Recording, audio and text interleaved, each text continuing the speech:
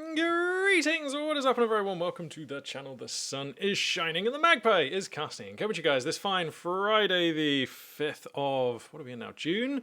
With some, what are we going to do this morning? Oh yeah, we're going to cast some Company of Heroes 2, and then I think we're going to check out the new Command & Conquer Remastered, which is, to my amazement, out today. I actually only figured out yesterday that it was releasing today.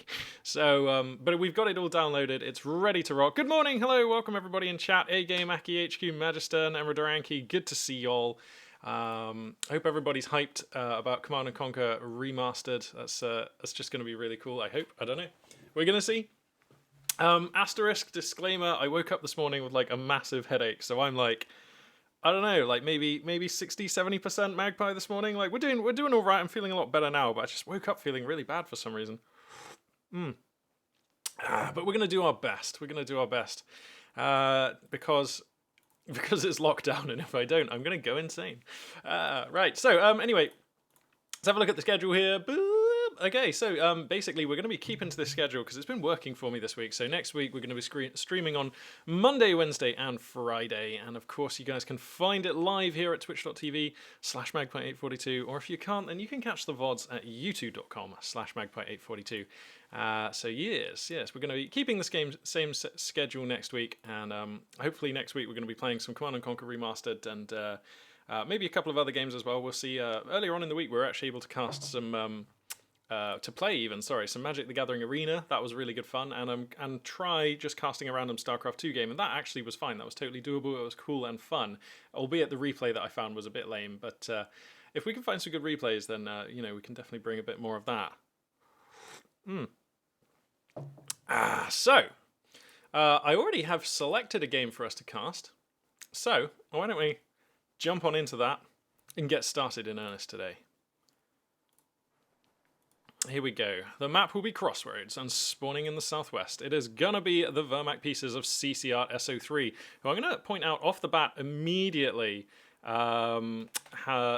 just doesn't have German infantry doctrine. So I think that's quite cool. Spawning in the northeast, playing as the Soviet pieces, it's gonna be Pineapple the Fruit Dude, who is gonna be rocking with.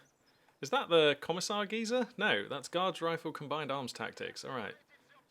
This seems to be like a fairly generic commander who I've more or less kind of forgotten. Yeah, I think this is like the KV-1 commander that people like to use. If the KV-1 is your thing, then this seems to be the guy. I just am not entirely convinced why the KV-1 ought to be anyone's thing at the moment. I mean, it's a fine tank. It's a fine tank, but the Soviets are not lacking for fine tanks. They're lacking for truly excellent or particularly unique or specific tanks. So I find the KV-1 difficult to understand, although I do appreciate that it's probably better now than it's ever been. Looks like CC Art is actually going to go ahead and pick the Elite Troops Doctrine straight away. So not one that we see super often, but quite a good one. Those are the abilities there on the screen now. You get the Model 24 stun grenades, you get the Jaeger Light Infantry upgrade. Not quite as good as the Veteran Squad Leader. You get access to Stormtroopers, you get Panzer Tactician, which is very good, and of course you get the Tiger Ace later on, which is very good. So yeah, a lot of things offered by this commander, a pretty decent all-round package. Looks like we've got a Pioneer-based opening here into double MG42, so this is actually a techless approach here for CC Art, which we don't see very often, actually, to be honest, from Wehrmacht. So this is going to be a techless opening based not upon Ostrapen, but upon the offerings of this particular commander. Now we'll see if he opts to throw down an infantry company as this game goes on. But yeah, double MG42, double Pioneers, interesting. In fact, yeah, we're just going to be using these Pioneers as a sort of hardcore rushing unit here, just going to be approaching conscripts directly. So this will be a stark example of just how Pioneers fare when they race into conscripts. The answer is not well, but actually better than I thought, to be honest. Trading... they're gonna kill 4 conscripts here, maybe? 3 only, okay. It's actually pretty good. Now the MG42 acquires them. Not sure if CNC is available today. Well, according to my Steam, it was available today, so I'll cast a couple of games and then we'll check, and hopefully CNC will be available to launch. So yeah, there we go. Looks like we've got some action over here. Just in the north of mid here. It looks like this is where the other MG42 is, although that has been horrendously flanked. Uh-oh! Uh-oh, there's a lot of Moisten Gantz firing at this MG42 crew member as he retreats hastily. Actually, it looks like he's going to get out of there. In a different world, possibly that was a wipeable unit, and you know, if you actually donate an MG42 at like the sub 5 minute mark to your Soviet opponent, it's such a difficult game. It's like all the difficulty of losing a squad really early in the game, with the added difficulty of giving your opponent a very powerful machine gun squad. So that's pretty good for CCR that we've averted that particular timeline. So yes. Alright, so yeah, Pineapple the Fruit Dude also going to be rolling with Tank Hunter Tactics, which I think I'd like to see more of. This is just quite a spicy commander. And the Soviet Airborne Troops Tactics, which, you know, I've been doing some thinking, and in response to some YouTube comments as well on the channel about this commander, because it was a favourite of mine for a long time, but now that the weapons crate drop has been adjusted to 60 munitions, it actually doesn't really compare that favourably with the 7-man conscript upgrade, which I appreciate comes out later, but the 7-man conscript upgrade also adds DPS, so it would be interesting to see a comparison, like, is the SVDs giving you that much more DPS over just having a 7th man firing? And bearing in mind the 7th man also gives you a little bit of extra durability and things as well. And if you're not getting the most value out of the weapons crate drop, that really means you're only taking the Airborne Troops Commander for the Airborne Guards Troops, the Dushka, and the IL-2 Rocket Run, because nobody really uses the Airborne Rally Points, not at high-level play. So, like, I don't know, I just feel like actually this commander, who used to be one of my favourites, is a little bit lacking these days. Now, Tank Hunter Tactics, anytime you get to modify conscripts to make them more interesting, I'm always, you know, that's an intriguing suggestion. So, hang on though, we've got a flamethrower getting right up on top of this MG42, which is not abandoning this building. It's getting roasted horribly here. Another lick of flame here, and that will be the end of the MG42. I don't believe that hardware is salvageable. Indeed not. But that's a bitter loss there for CCR, whose roster here is taking a beating. Panzer Grenadiers are out, and they're going to be trying to redress the balance of power out here, but this is going to be a lot of Soviets here, and normally I don't favour Soviet forces when they have a very low-tech army, once we start going past like the 7-minute mark. But when your opponent's roster is this small, you probably can get almost anything done with just conscripts and flamethrowers on engineers, so yeah, rough start indeed. By the way, do light AT mines the Soviet gets from Defensive Doctrine the same as those from the Tank Hunter Doctrine? Yeah, I think so. That's a very good question. That is a good question. Yeah, I think they are the same, though. But yeah, so the Tank Hunter Doctrine, which I was just talking about, it gives you the Tank Hunter ambush tactics, which is quite rare. And, you know, armoured vehicles being able to go invisible, as somebody who's microed a fair few Jagdpanzers over the years, that is a strong thing to do. You also get the anti-tank mines, you get the gun howitzer, which I'm not the biggest fan of, but it is usable. It is a thing that you can do sometimes. Oh, hang on now. Hang on now, MP30's blazing on these stormtroopers. Okay, they're not actually going to find those conscripts. A touch unlucky there, perhaps, for the Wehrmacht player. And then, of course, you get the PTAB anti-tank bombing run, which I think, to be honest, we sort of wish was the anti-tank Overwatch, because that, for my money, is the best Soviet munitions-based anti-tank ability. But anyway, it's a strong all-round package, and I keep racking my brains trying to think of a way to use conscript PTRSs en masse and still have like a pretty functional Soviet army, and it's more difficult than it sounds, to be honest. Because it's not like this guy gives you shock troops or anything like that.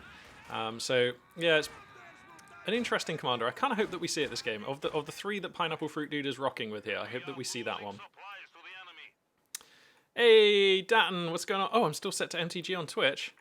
That is incorrect. Just give me 1 second. Thank you very much for telling me about that. We are on Company of Heroes 2. Thanks very much, Datton. There we go. Ever the professional. So now that Datton's aboard, we can check the bulletins for these players. Looks like we've actually got a Tiger. Sight range increased by 10%. Very interesting there for the Tiger Ace. That's quite a strong one. Stormtroopers have increased accuracy and move faster. Okay, so yeah, so basically a DPS upgrade, and Panzer Grenadiers durability upgrade. Looks like Pineapple Fruit Dude is running with the 2 mine bulletins that we're used to seeing, the build faster and the cost less, and a little bit of conscript DPS, so pretty standard stuff there for Pineapple.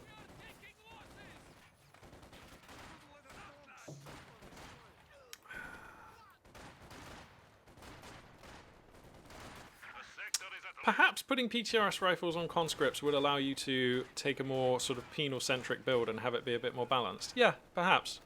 Perhaps. I can see that. I think perhaps...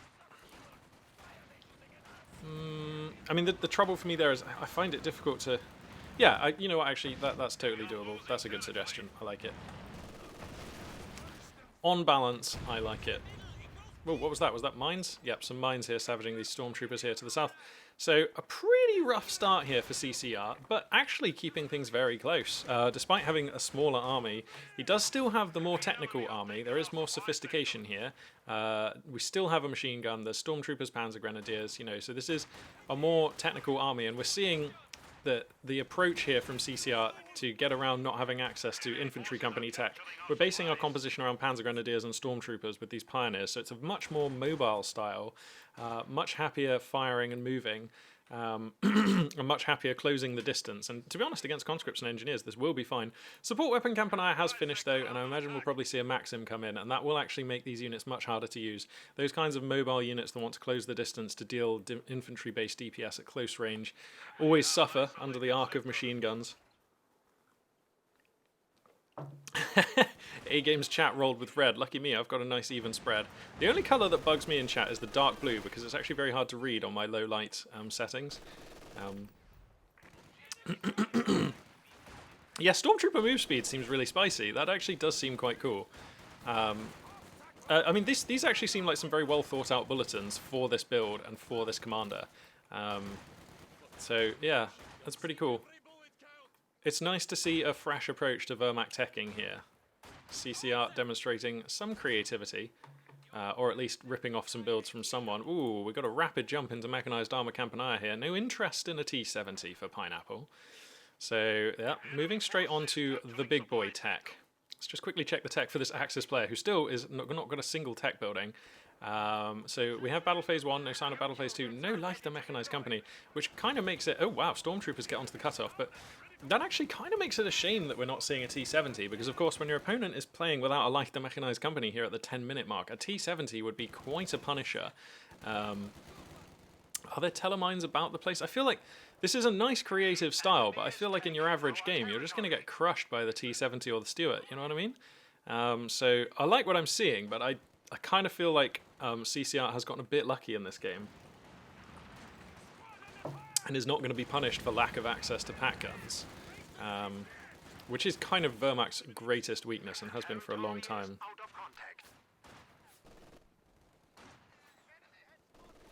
I mean, maybe could rely on Shreks to help against light vehicles. You're right, but I mean the only squad that could upgrade them right now are the Panzer Grenadiers, and you know we do see if you rely on Shreks, it's usually not enough just to have one squad with the Shreks. I mean, I know Panzer Grenadiers get 2 and it's very good, but we've all seen Panzer Grenadiers. They're a fragile 4-man squad. If they take any damage from any other source, the T-70 can usually just approach them and force them to fall back. And if they get wiped, it's just game over. So you can rely on Shreks, but I've never seen Wehrmacht be able to do that in a way that fills me with confidence, that makes me think, hey, this is a thing that I can do reliably every game. It always feels a little bit tenuous, like if anything goes wrong, the Wehrmacht player is in a terrible place. But yeah, I mean, sure, there's a lot of capacity for Shreks in this army, so absolutely that could be a thing. And obviously you can spread them out over your Storm Pioneers, which are probably slightly more... It's just easier to manage and easier to keep them alive there. And we do have the munitions for it, to be fair, so maybe CCR has these things covered. It's going to be an early-ish T-34 here, coming out, it's going to be out on the 12 minutes, somewhere in the 12-minute mark. So yeah, that's what the rush to Mechanized Armor Campania was all about. Look how much work CCR is getting done in the north side of the map as well. This composition is allowing them to access and deny the Allied fuel, so that's pretty nice. Doing a lot of damage here, and you know, we are 12 minutes into this game, and we're still just fighting with conscripts and engineers. So perhaps I feel like CCR's composition here is just meeting its perfect conditions. You know, you have this really mobile, hard-hitting, DPSC sort of Axis composition here. And all of these units really suffer because they cannot approach into an MG. And I feel like Pineapple here, not going for the MG, not going for the T-70 either. And that really is giving CCR... Look at the map, actually. I mean, remember CCR lost an MG-42 at like the 3-minute mark. But now, just completely dominating. This T-34 is going to have a lot of work to do here. Still no tech as well for CCR, who has gone to Battle Phase 2. So is this just going to be a techless rush up to Battle Phase 3 into Tiger? I don't know. We're still a ways away from that, of course, but it's an interesting thing to consider, isn't it? Yeah, Dan, the Stormtroopers can get the Panzer Shreks. Absolutely they can. But if, I mean, that does reduce their anti-infantry DPS by 25%. I don't know. That's a really low-level criticism. I'm just pointing stuff out. Absolutely, they can get Shreks, and that is acceptable for sure. So, okay, well, the T-34 is here and has revealed itself. So, it's on CCR to make the adaptations and overcome this. There's a lot of units that are off the field right now, so Soviet units will be turning the minimap red, and that is what we're seeing. Gosh, this is such an unusual style here. I'm really glad that we caught this game. CCR trying some really out there Wehrmacht stuff. It is crazy how crucial the T-70 is in almost all situations. Yeah, just one of the best units in the game and always has been. Yeah, often well, not often, but we have seen it single-handedly win many games. Okay, wow. So now the Shreks pop up. And I feel like, again, this early T-34 plays straight into the hands of CCR's build, because he's been stacking munitions, ready to buy Shreks or adapt to whatever it is that Pineapple does. And, ooh, the mines there are going to be pretty nasty. But now we've got 4 Shreks on these Panzer Grenadiers, and I like splitting your anti-tank and your anti-infantry cleanly. So we've got the Stormtroopers with the MP30s for clean anti-infantry, and we've got the Panzer Grenadiers with the double Shreks for sort of, you know, heavy anti-tank. And I do like that. It lets you, I don't know, it just lets you take fights in a really clean way. It seems to me like that's the way I would want my units structured. So I like it for CCR here. We'll see if CCR is going to be punished here for having relatively fragile anti-tank units or not. And, I mean, no sign of Battle Phase 3 yet, but, I mean, this is very interesting. I'm kind of not sure if we're seeing, like, a revolutionary Wehrmacht style, or if CCR is just getting very lucky in that they have not been punished. Not been punished by anything from Support Armor Tech, not been punished by anything from Tankovy Battalion Tech, or Tankovy, whatever it is. So this is looking great for the Wehrmacht player. It's looking really exciting and cool. We're doing techless, and it's still 15 minutes in, and it is looking great, but I kind of feel like it's been a bit lucky as well. I feel like there are so many ways that you could get punished. I also feel like if you tried this against Americans, you would have been dead by now, but it's just my feeling. I mean, I could well be wrong. CCR definitely a better player than me, and perhaps there's ways of adapting this build and modifying it in the face of USF, so I don't know.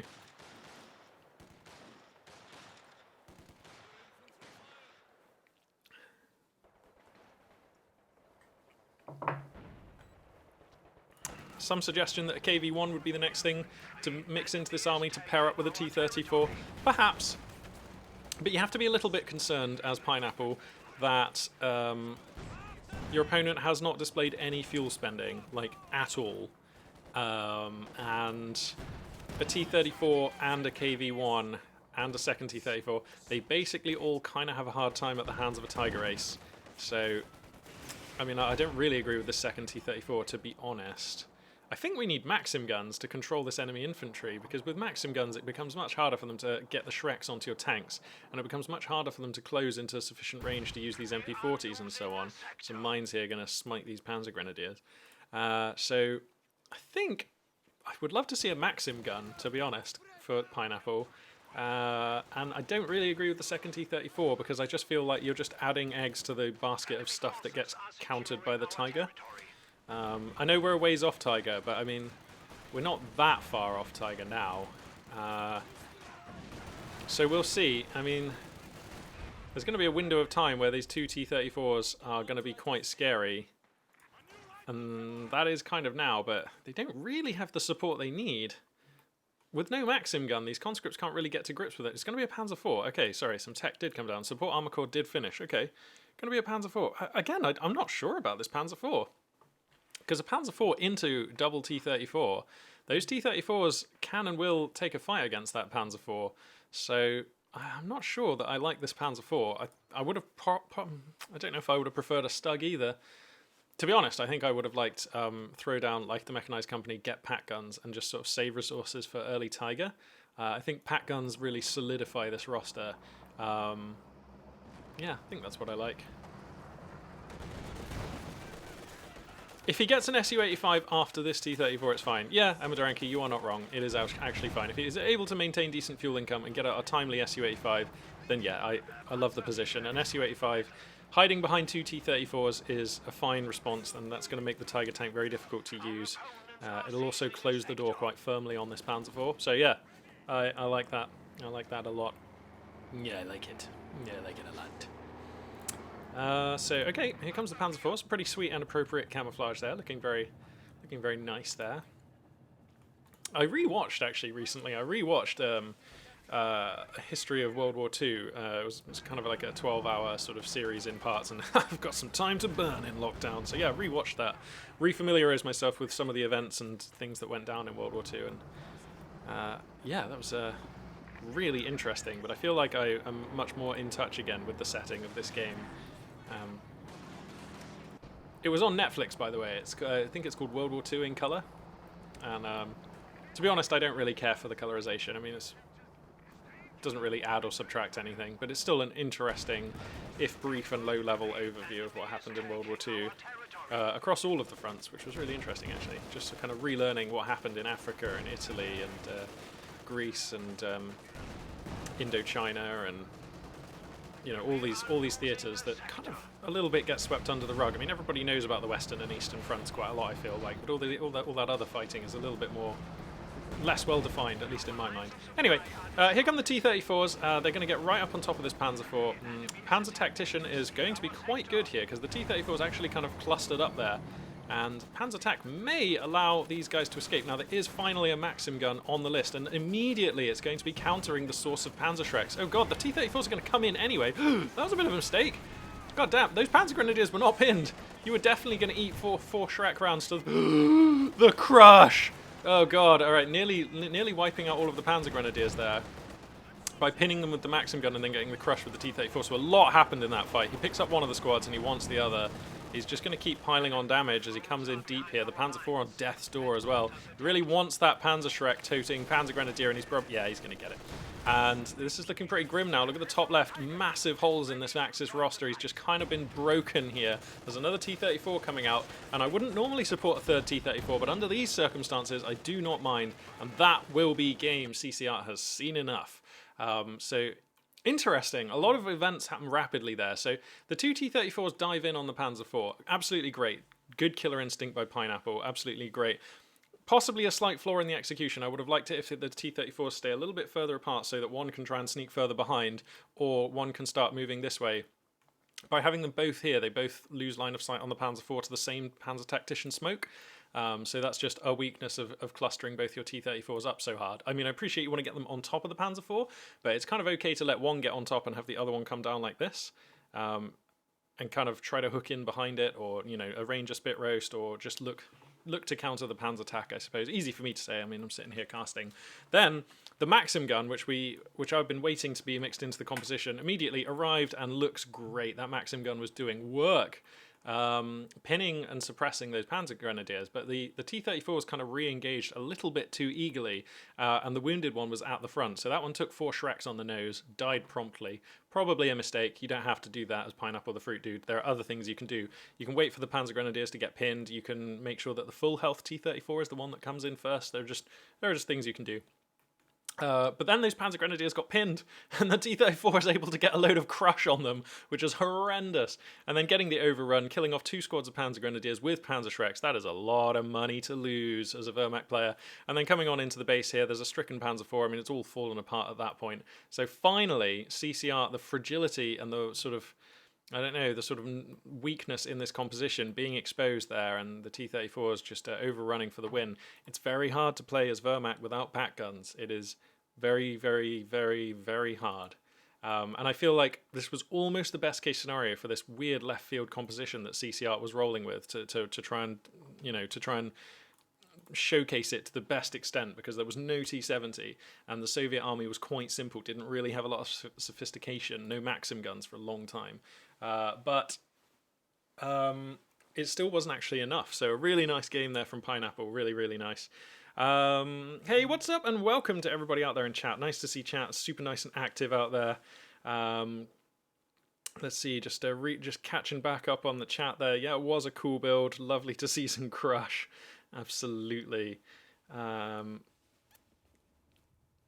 Wow, A-game working out the odds there of all 4 people rolling exactly the red color. 1 in 50,625. We are living in rarefied days. That is interesting. Right, I'm going to hop into the live game lobby and see if we can find another interesting one to cast. We've got Barcode versus Coz on Nexus. That looks great. Sturm Tiger Gap versus AB Prime on Crossroad. And some other games. I'm going to jump into that Nexus game, though, because that one does look to be the best of the bunch. Yeah, this channel is definitely a pseudo-democracy when I feel like it, but, you know, not always. I'm just going to mess with that webcam a little bit. There we go. Nice. God, it's a little bit warm, actually. For those of you who are interested, and I have no idea why you would be, the weather in England has finally broken. We had some rain yesterday and some cooler weather for one day, but right back to it today. The sun is pouring in. You can tell when it's really, really sunny because I am casting in the shade. Which sounds weird, but like I've got a skylight above me and I close the blind on it when it's super sunny because otherwise I'm just like casting in full sunlight and I can't see the screens or anything. But at the moment, yeah, that's closed. The sun is beaming in from over there. And interestingly, actually, I heard the previous record for hours of sunlight in the British spring was like something like 400 hours or something like that. And this year has shattered that record and put it up to over 600. So it has been a sunny, warm spring to be locked in your house in lockdown. Let me tell you, watching endless sunny days go by and snatching what outdoor activity I can it's been tough. It continues to be tough. But anyway, enough about what's going on in this country. Let's get on in to our next game of the day. Spawning in the west, playing as the Vermac pieces, it is going to be Barcode. And spawning in the east, as the Soviet forces, it is going to be Coz. The map here is going to be Nexus, and let's just take a look here. Coz is going to be rolling with, that is Jaeger Infantry, Spearhead, and Mechanized Doctrine. German Mechanized Doctrine, yep. So yep, there they are. The word German in this commander's name annoys me. It should have just been called Mechanized Doctrine, because all of these commanders are German. This is the German Spearhead Doctrine. This is the German Jaeger Infantry Doctrine. Why do we have the word German in this guy's name? I have no idea. He is the Mechanized Doctrine. Looks like Coz here going to be rocking with Airborne Doctrine, so for all my complaints, or, well, I don't know, for all my concerns and comments about the Airborne Doctrine earlier, still a consistent part of many of the top players' roster, so definitely is probably providing value out there.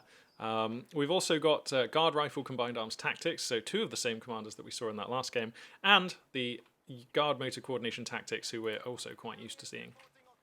So those are the options there to our 2 players. Coz is Tiramisu. Thank you very much, Who Run Bartertown. You are a man in the know. So there we go. Yep, Coz is apparently Tiramisu.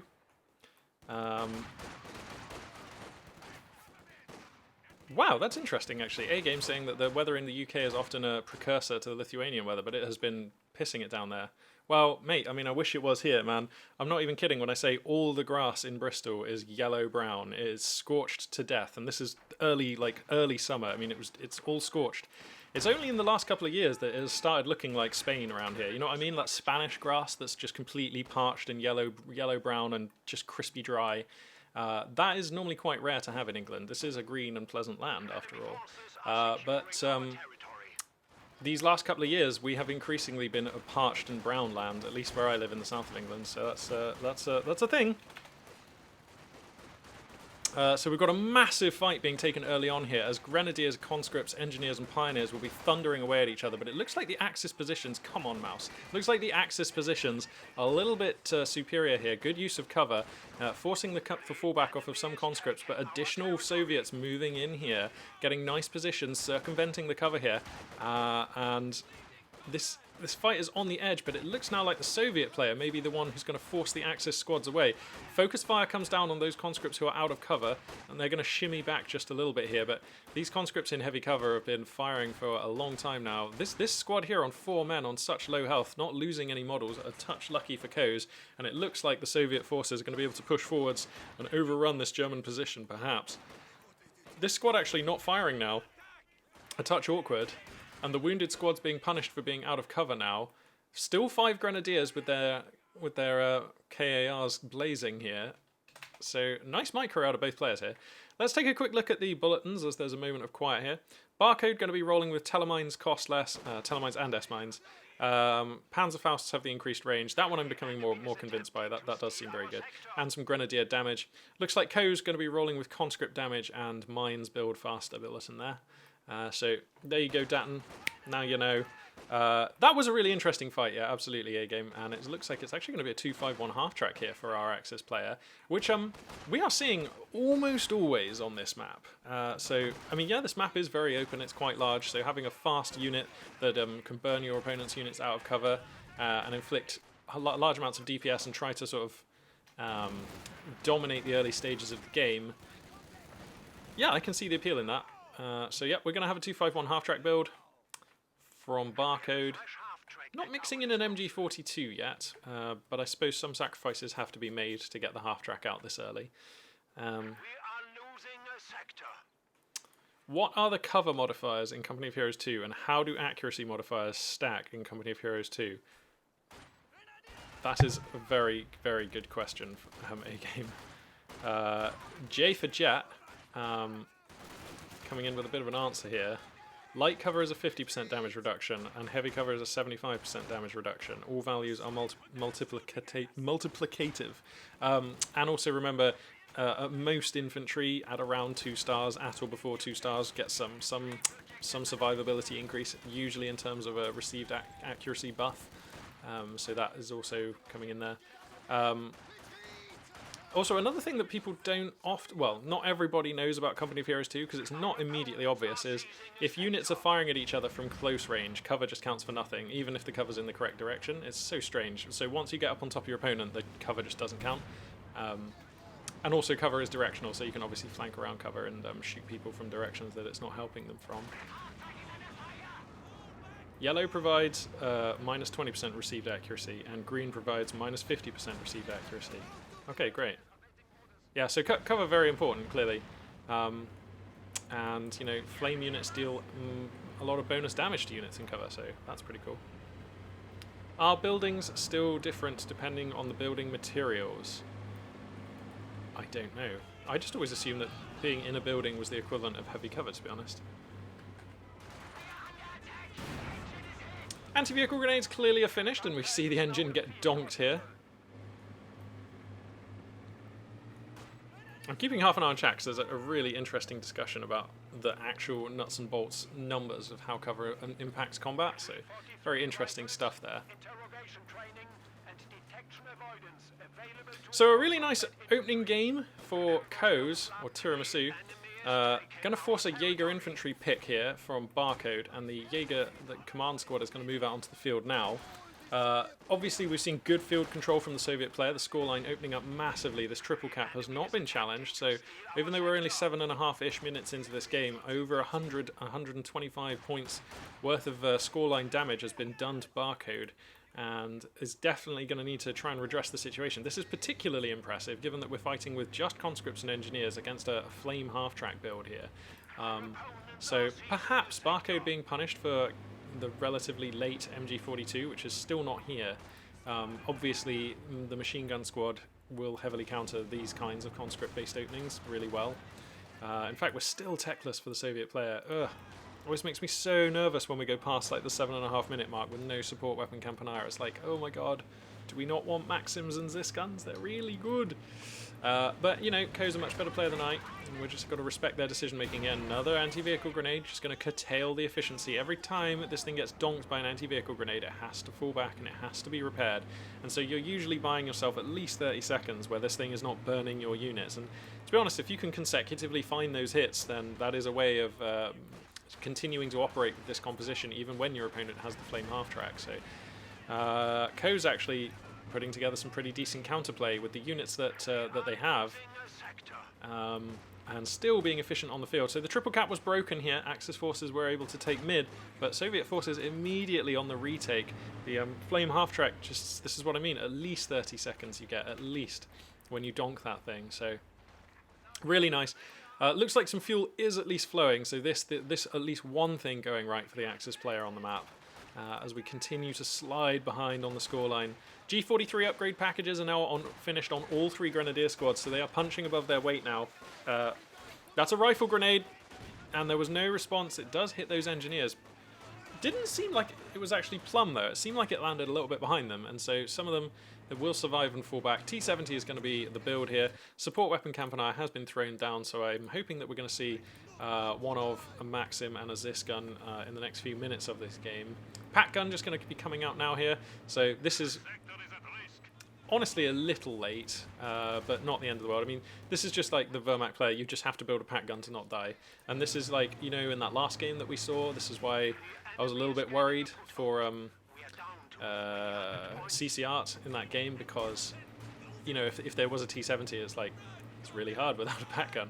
So anyway, Barcode declining to be caught off guard. Is going to buy the pack gun there.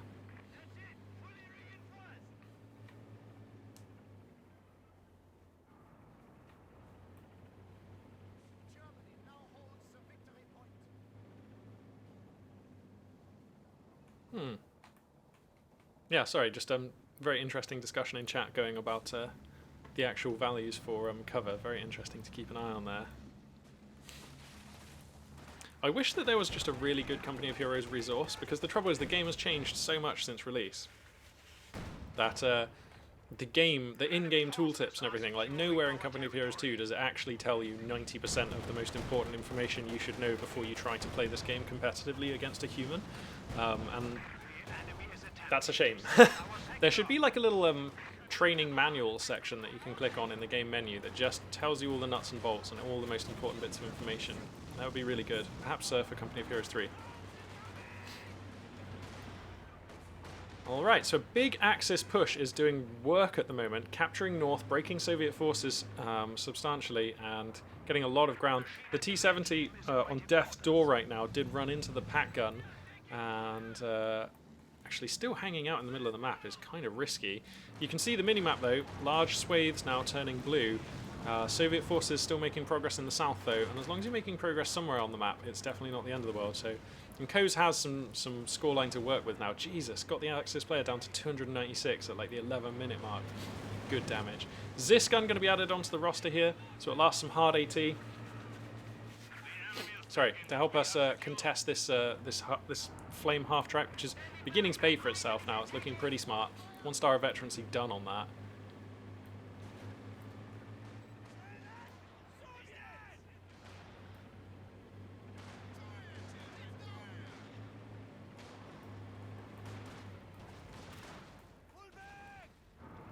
Okay, well, it's kind of on Koz to adapt now. No sign of mechanized armor Campanile just yet. But Koz needing to push out. I feel like this would be, I mean, I know we don't have it, but this would be an interesting time for an anti-tank tactics pick, because now we can we've got enough munitions for a couple of sets of PTRSs, and that would actually really help against this flame half-track. It's just my feelings. Also, the Wehrmacht player taking advantage of this forward field presence to throw down some telemines in quite forward positions. So the T-70 could definitely fall foul of these. There is a metal detector for the Soviet player.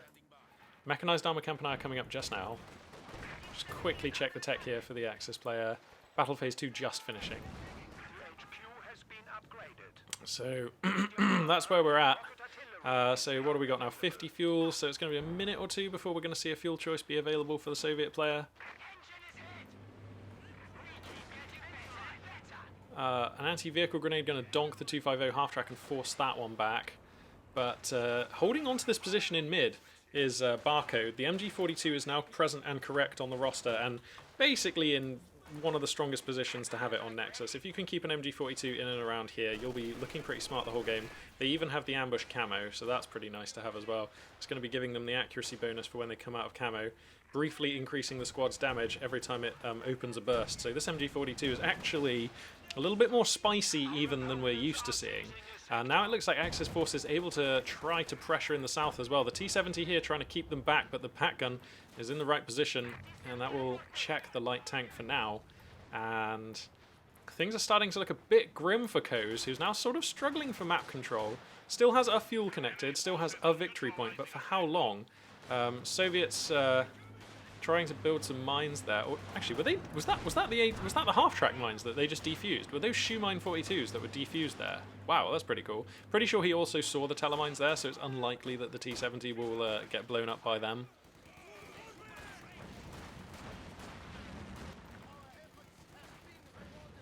Oh, A-game.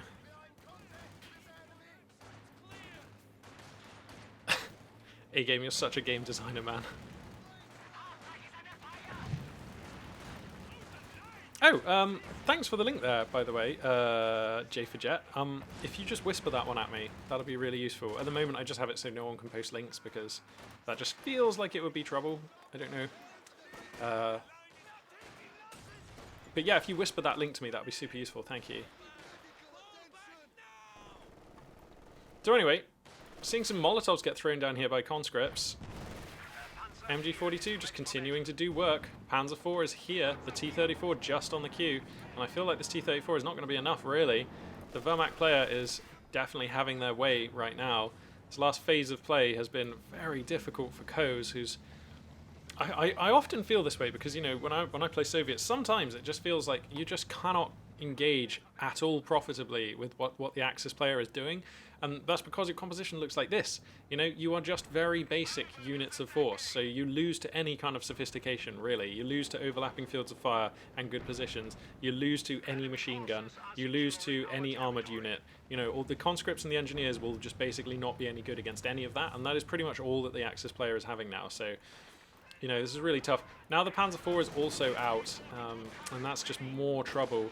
The T-34 will be a useful tool, but in the face of a Pat Gun and a Panzer IV and all this Faust-toting infantry, I mean, it is going to be the worst medium tank on the map, and, you know, that's rough, and the fuel income for Coase is really not in a place where we can think about another armoured unit anytime soon, so this T-34 has a lot of work to do in a pretty unfavourable environment, so I will be surprised to see Co looking very good for the next few minutes of this game. Oh god, what is this?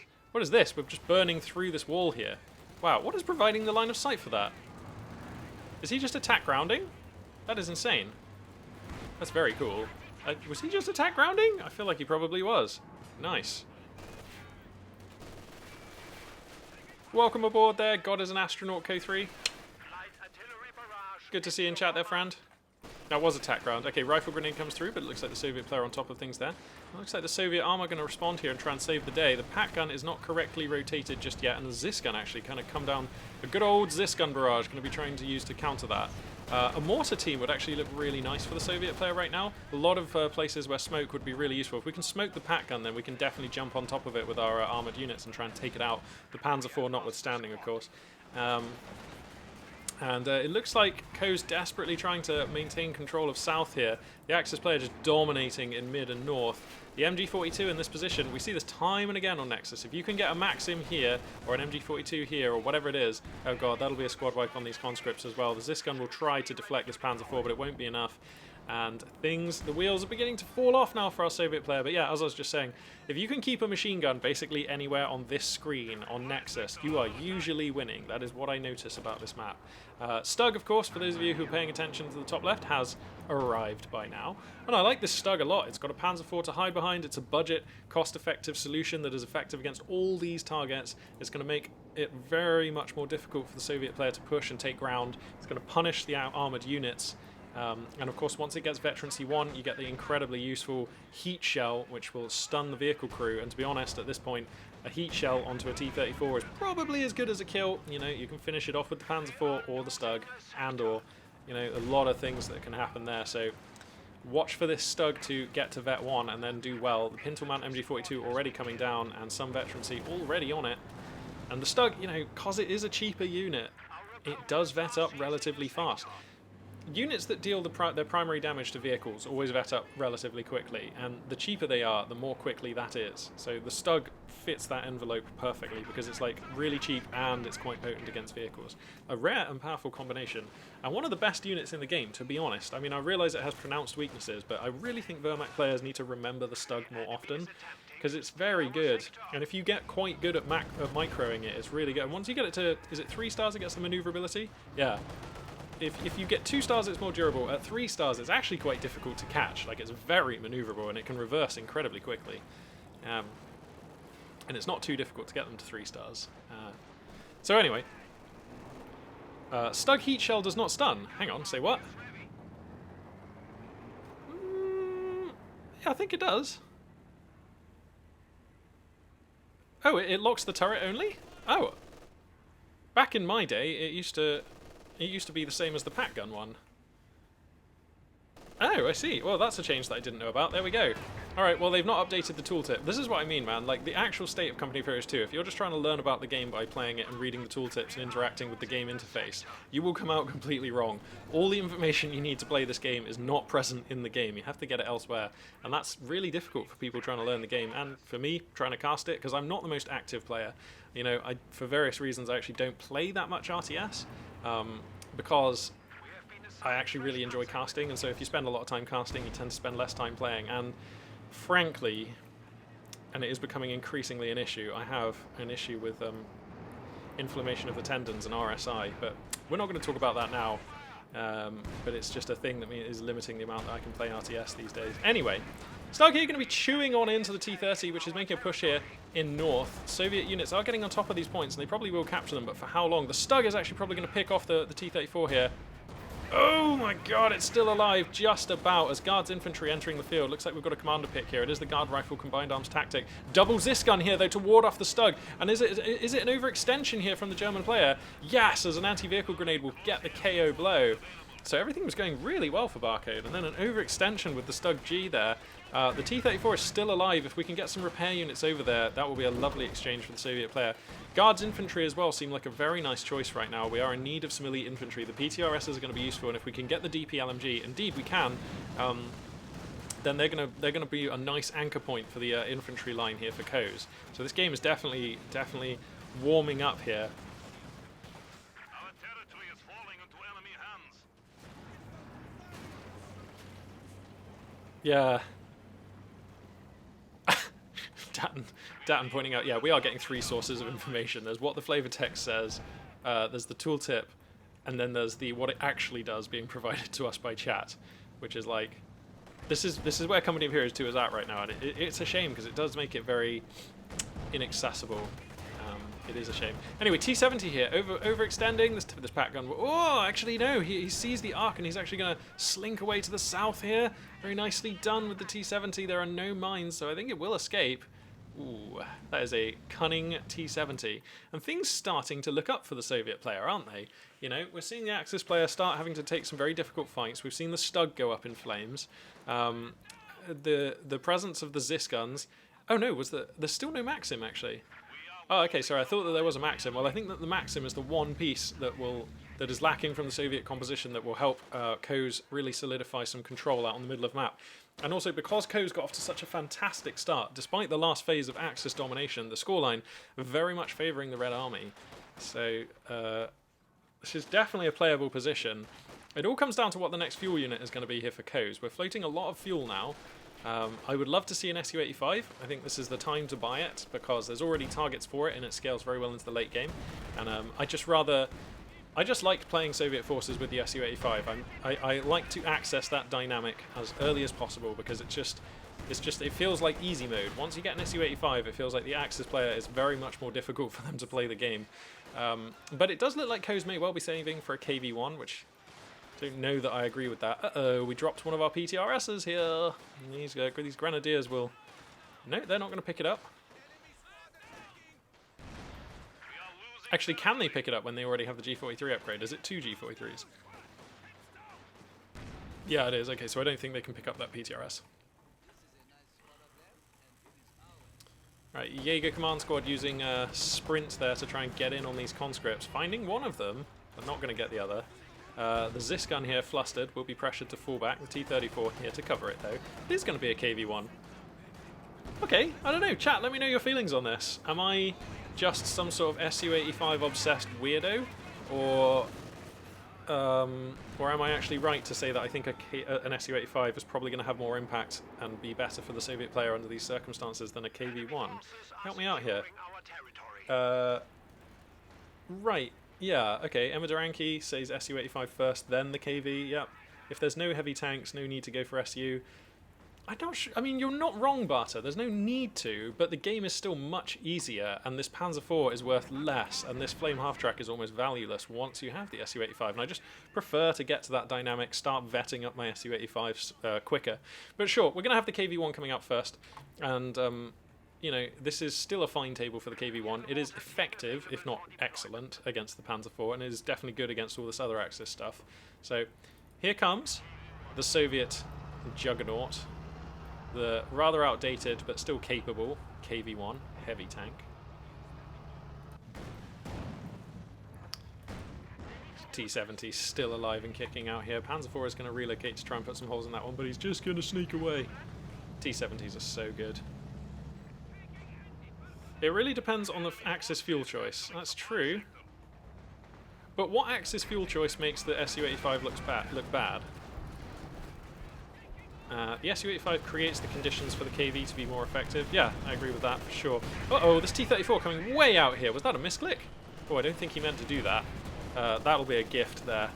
So the Panzer IV is just going to eat that one up. Yum, yum, yum. And that seemed like a misclick, to be honest. I'm not quite sure about that. Hoorah Barstown pointing out that there are 2 Zis guns, that is plenty of AT. And again, you're not wrong, but I still think that the Su-85 is different than Zis guns. It just has more range, it's more mobile. Like, as an Axis player with Panzer IVs, I feel fine playing against Zis guns, but playing against an Su-85, if my opponent is paying attention and is alert, you know, Zis guns are fine, but they can be beaten, and once they are overrun or in any kind of danger, they're just turned off. But the Su-85 can fire on the move, and it's much more difficult to just turn off, I guess. I don't know. The enemy is reduced to 200 points. A mine, perhaps? You mean on the T-34? I don't know. He drove into so many... I mean, he drove into a pack gun and the Panzer IV. I mean, that amount of damage. I mean, the engine did break super early, so it could have been a mine there. Yeah. There was... Oh, wow. So, hang on a second. The game just spontaneously ended. We've been having a couple of these recently. So, I mean, I feel like... it doesn't even tell me who's left. Thanks, Company of Heroes.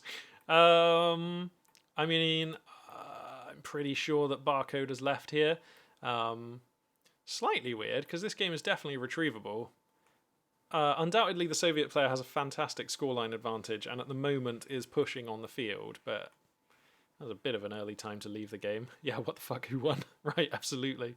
I think it's fair to say Barcode left this game.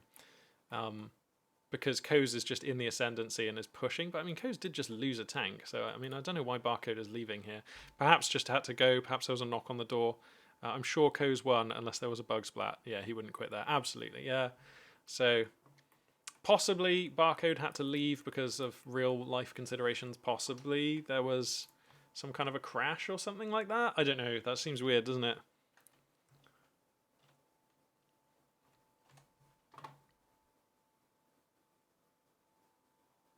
Oh, Holy Spoons. We've had some follows. Yeah, so, okay, my plan for the follows is, you'll all be aware, the alerts aren't working for follows. It seems unfixable. I've tried everything. God knows why they're not working.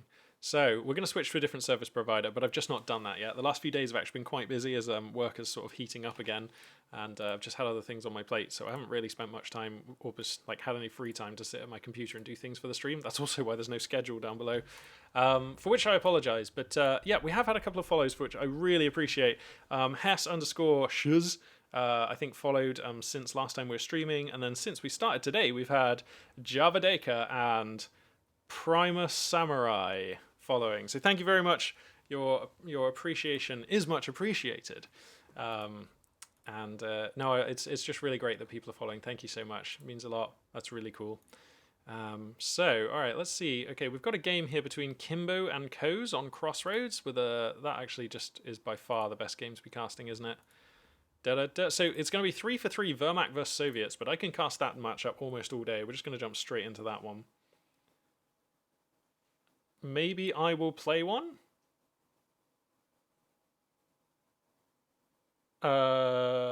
You mean you want to see me, Magpie, play some Company of Heroes 2? I mean, yeah, sure. We can do that sometime. One thing one thing that is a problem with playing, I can probably play one, maybe two games of Company of Heroes 2, and then my hand becomes so painful that I can't keep doing it. I just have this problem at the moment with RSI and inflamed tendons, and it's a real issue. I'll talk about it a little bit more another time, but it's very inconvenient to say the least. But yeah, we can definitely play sometime. I love playing Company of Heroes. And to be honest, if I really want this is going to sound so like biased or whatever. I'll tell you what, whilst we wait for this one to start, I'll just give you guys a picture of my face. I don't want to sound too biased or anything, but when my RSI is being really bad, I play OKW, because I just find you just don't have to click nearly so much playing as OKW. I don't know why it is, but I just have to click less playing as OKW. So there we go. But try a CPU easy first. Ha!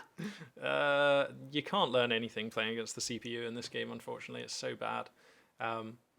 But yeah, I mean, I've got some friends who I really used to play a lot of this game, and to ease myself back into playing, you know, it's much less intimidating playing 2v2, isn't it? Because it's not all on you. So I might just might see if any of my mates are up for playing 2v2 and get some of that going, or you know, if any of you fancy some 2v2 as well, yeah, we can definitely do that. Yeah, I mean, I guess we're waiting for this game to load in. I might as well talk about it now. So over the last few years, I've had a problem which is getting, I don't know if it's getting worse, but it's definitely getting more pronounced, and I'm sort of learning more about it, which is that I have like this kind of repetitive strain injury thing. Basically, my tendons get inflamed and seem to be like super sensitive to being inflamed, and like the last couple of years it's gotten quite bad. So if I walk too much in a day, then the next day and for a few days afterwards I just won't really be able to walk, which sounds like I'm kind of not an old guy. It feels really weird to say, but yeah. So I'm on some medication. I'm taking naproxen and some other stuff, and before all of this COVID stuff happened, I was supposed to be having physiotherapy, but obviously that's been put on hold. So yeah, I'm learning about it and how to deal with it, and I have some exercises which are helping, certainly with the RSI in my hands. It's got a posh name as well, not RSI. I can't remember what it's actually called. Something itis. It's like inflammation of the something. So yeah, that's sort of why I don't play too much RTS, because RTS is so clicky, like, and these two fingers just die really quick for me. So anyway, I don't want to go on about it. I don't want to be a downer or anything, but I just thought I'd put that out there because it is unfortunately impacting some of the things I want to do, like, some of the time. But you know, we're okay today, so we're going to play some Command and Conquer in a bit. Anyway, this game's loaded up, so let's go ahead and jump on into that. Oops. There we go. The 0K is a G game. I'm loving 0K. Yeah, loving the hell out of 0K. Anyway, let's introduce these players. Spawning in the north, playing as the defensive doctrine Wehrmacht pieces. It's going to be Kimbo. And spawning in the south here, probably coming off the back of a pretty hot win, playing as the Soviet forces, and having changed the commander roster up just a little, it's Koz. So it looks like we're rocking with Soviet shock army here in the middle slot now. Also airborne and guard motor coordination. So, yep, the table is set here for an epic game. Let's hope that these two players can deliver. Triple Ostrapan with MG42 out the gates. And I've got to say, I love an Ostrapan build. And at the moment, this is my favourite Ostrapan commander because I think the Stug E is really worth. So, yep, very much hyped to see Kimbo picking this commander. Thanks, Emma Duranke. Yeah, it's rough, man. The first time it happened to me, I just couldn't understand what was going on. I just, like, literally just couldn't walk for a while. It was terrible. Anyway. So, yeah, it looks like it's going to be techless quad conscripts here for Koz as we await to see what commander they decide to go for.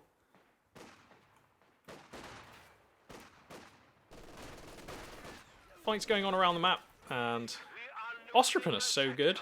Like, they're just so good. How do Ostripin cost 200 manpower, man? Like, they're so good. And they vet up really nicely, and they get Panzerfausts, and they can upgrade with the LMG-42 if you really want them to have that. Emma Duranke, I do drum, yes, and it only slightly impacts my drum playing, actually. Because when playing the drums, you don't really... There is some finger work, but actually it's really just about keeping your fingers kind of loose and elastic, and it's more these fingers rather than these fingers, and because I really only use these ones for drumming, less these ones. These ones are the video gaming fingers, these ones are like the drumming fingers, so it actually is fine. Another thing I've noticed is, if I do certain exercises, it really helps with the tendons, and drumming and doing various other exercises tends to actually help rather than like exacerbate. Like, it actually makes things better rather than making them worse. Maybe it's because the posture is more loose when I'm drumming or something, I don't know. But for whatever reason, no, the drumming's fine.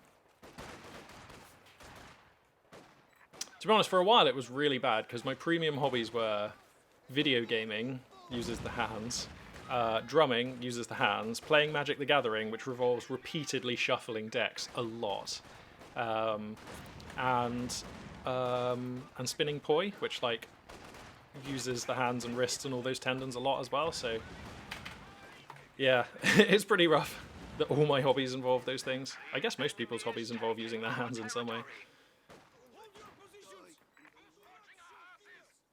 So, pretty even so far. Fights being taken by both players, damage being exchanged, neither player getting massively the upper hand on the map or in terms of any resources or anything like this. So, I mean, yeah, we're seeing pretty even exchanges between Ostripin and conscripts. The MG42 is being very useful, but hasn't really spent much time outside the base, so that's pretty lucky for the Soviet player. Nice control on that unit. Like the Mechanized Company, coming down at an early juncture, which I like. It does make me uneasy when Axis players try to play without the Mechanized Company. I honestly don't think it's viable. If your opponent knows what's up, then the correct punish is administered. I think you just lose as Wehrmacht, and that seems very, very risky. I mean, it's not like the Mechanized Company is a particularly expensive building to get, and it just lets you not die to, like, it makes you so much more solid against so many more things. So, yeah. Just double base for days. Sure, why not?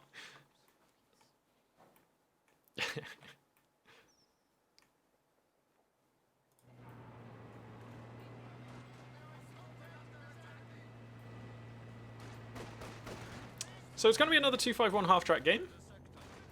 Let's just quickly have a check. Yep, flame projector upgrades coming down. Soviet airborne for Co's this time. Okay, and the SVD crates already coming in. So that is going to be what we're trying to do here. Anti-vehicle grenades are already finished. Coase seems very good about the timing on those. He gets them so early. And I think that's great.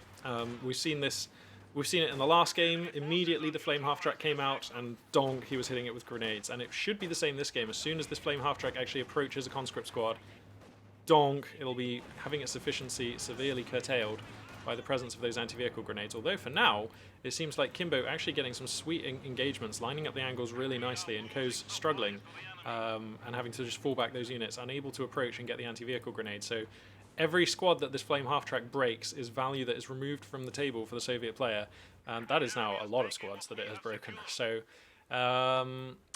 yeah, that means that the Axis player has a real chance at taking the cutoff here, and that would be super meaningful. Dushka machine gun is here, of course, afforded by the airborne commander, so that is a great source of damage and suppression. It will help control this Axis infantry, and also, of course, has the AP mode, so if the flak half-track has its engine donked, there is a world where you can kill it with the Dushka. I mean, a lot has to go right there, because even with the engine donked, the flame half-track is still relatively mobile, but things can happen that way sometimes. Pat gun gets mixed in here. And this is the good old pre-7-minute pat gun. So this is a very safe build here from Kimbo. Really liking what I'm seeing. You are very unlikely to have the carpet pulled out from under you by a T-70 or a Stuart with these kinds of timing. It's Dushka, not SVDs. Oh, sorry, you're quite right. Yeah, sorry, no SVD crates coming in. It was just the Dushka. Double Dushka. Love it. So one thing that the Airborne Commander still does really well is get you the cheapest Dushkas in the game. 125 manpower and 50 munitions. Now, I appreciate munitions are very valuable, But for just the manpower, if you just want to get Dushkas out as fast as possible, manpower is usually the limiting variable. And these are 125 manpower for a Dushka. That means for 250 manpower, if you have the munitions, you can get double Dushka down. And, you know, that is a fast and cheap way of adding a lot of power to your infantry roster. So Airborne Commander does still have some niches. Now, I know munitions are really important, and that was 100 munitions we've just dumped into Dushkas. But if you have the munitions, you can really expand your army very quickly with this. +3 conscript reinforces. Yeah, you're right. Okay, that's right. But those are very cheap. It would be 6 for the 2 of them, yeah.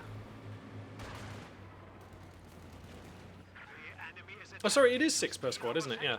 Yeah, so it's 12 conscript reinforces. Absolutely.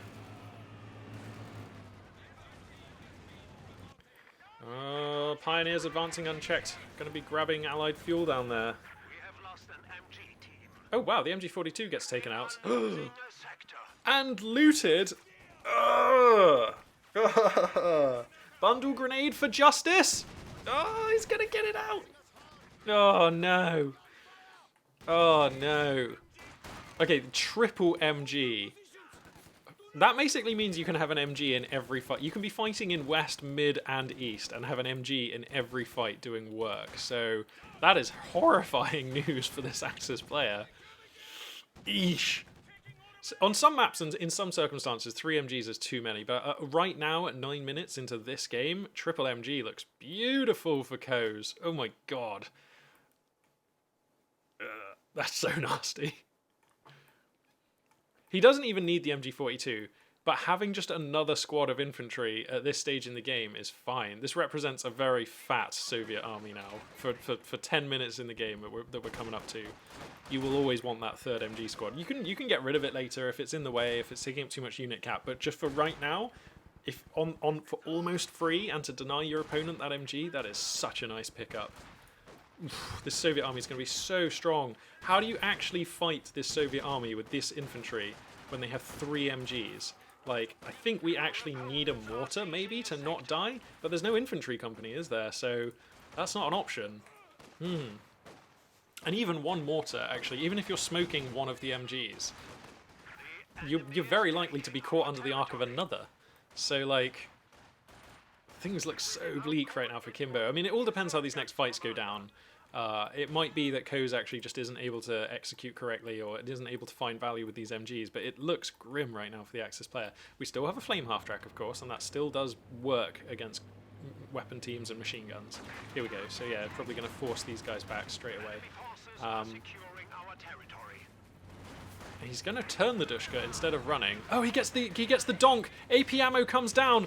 Oh god, he's probably going to pick up this flame half-track. He's desperately roasting the crew on this MG, but it won't be enough, and the Dushka finds the kill and is going to retreat safely. So everything coming together here for Coes. This could be another rapid win. Kimbo feels obliged to replace the 251.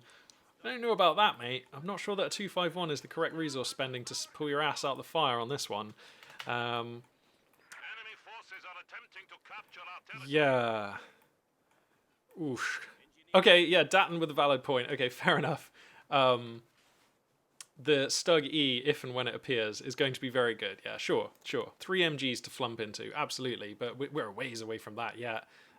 Support Armor Core is not built. Battle Phase 2 is not done. And to be honest, the manpower spending has just been so desperate that Kimbo couldn't afford the Stug even if it was available. So there is going to be a fatty period of Allied domination here as the Red Army machine guns down Germans en masse. I reckon. I mean, it's looking good. The scoreline differential is beginning to open up as well, so that's pretty nice. The big brain play: give weapon teams to your opponent. Yeah, build weapon teams, lose them to your opponent, then counter with a Stuggy. Yeah, sure. Absolutely. Yeah, lull your opponent into a false sense of security with all their hardware. In fact, mate, if you just build mortars and consistently give them to your opponent and they pick them up, you can actually get your opponent to unit cap with just mortars, and then they won't be able to adapt to your composition. That's the Galaxy brain play. Unit cap lock your opponent with mortar squads, and then rip through them with Panzer Grenadiers.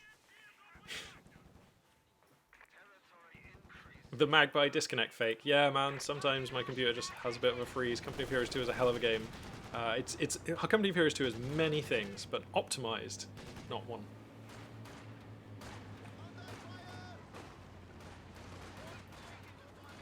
So, okay, the second Flame half-track is still getting off to an okay start here. This Dushka, no AP ammo actually coming down. Even without the AP ammo, though, Dushkas do pretty decent damage to light armored vehicles. So now here come the conscripts looking for the Ura AT grenade, and it will connect. So that flak half-track, sorry, that half-track is now kind of in a bad way. No Dushka near enough to capitalize, though. For the Soviet player, the tech tree now complete, and the support weapon Campanile is done. So, you know, we can tell that Koz does not feel particularly threatened by this flak half track by the fact that they are not building Zis guns yet. And of course, you know, Koz is a great player, and you have to agree with his stance on this one. We have enough cover here between these units that the Flame half track is actually not that big of a concern, which is crazy. But that's where we are.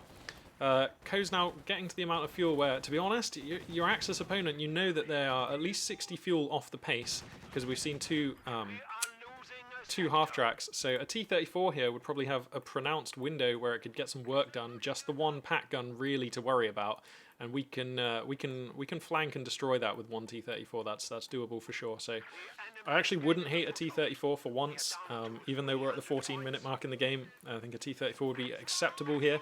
But if you want to save, if you want to diversify, if you want to take another teching route, I'm probably happy with that as well. I'm just saying this is one of the few times I think I'd be happy with a T-34 coming out.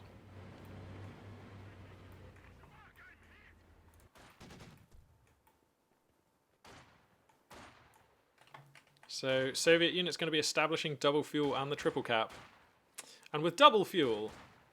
Oh no, it is going to be a T-34. Okay, fair enough. I was going to say, with double fuel, we might want to save for something else, but no, it's going to be a T-34. I mean, that's fine. To a certain extent, this is a rocket run commander, which also makes the T-34 a bit more appealing, because of course you have the 1-2 ram rocket run punch available. Triple cap established, 273 and bleeding right now for Kimbo. Pretty dangerous. Why never an Su-76? It's a good question. I mean, the Su-76 is objectively a good unit. Like, if you just look at how much it costs and what it delivers, it's a good unit. But if you actually look at how good it is in terms of, once you start thinking about what Axis units exist and how they counter it, it's actually not super great in the meta. That said, I think it is still underrepresented in the meta. I think the Su-76 can provide value, and we actually don't see Soviet players using it enough. One of the problems is, though, it delays your teching so much. I mean, 75 fuel is very cheap for a really good multi-purpose assault gun. It's great, but it's also quite a long way to delay your mechanized regiment Campanile. And if you already have a mechanized regiment built, then it's like, are we really spending fuel on an Su-76? It's like... It feels like a great unit that Soviet players only build if things are going terribly. So, like, I don't know. Too squishy for the price? I mean, 75 fuel is not that expensive. I think it's fine for the price. I think the Su-76 is clearly a unit a little bit like the Stug, which is intended to be looked after and babysitted and, you know, protected with an insulating layer of infantry around it so that it can always pull back. And if you're able, you know... The last 3 or 4 Su-76s I've seen built on the channel and on games that I've cast have basically all gone on to 3-star veterancy and look great. So, you know, the unit's fine. I mean, it does damage to all targets, and it's so cheap that it vets up very quickly. It has the barrage ability as well, which I believe is, what, 15 munitions or something? It's quite cheap. So, I mean, it does bring a lot to the table, but it is very squishy. So if you are caught out of position with it, it dies almost immediately. So... It's not very forgiving either. That's, I guess, what I'm trying to say. No, the barrage used to be free. And I kind of still think it should be free, but I don't know.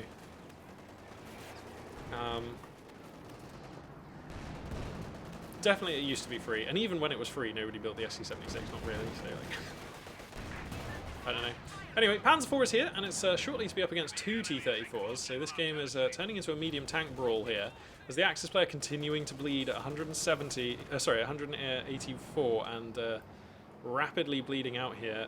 Some heroic pioneers will decap and promptly cap mid. TM35 mines in the hood here. That half track is kind of lowish. That's a problem. Actually, sorry, the metal detector is here, so that won't be a problem for now. Okay, 2 T34s.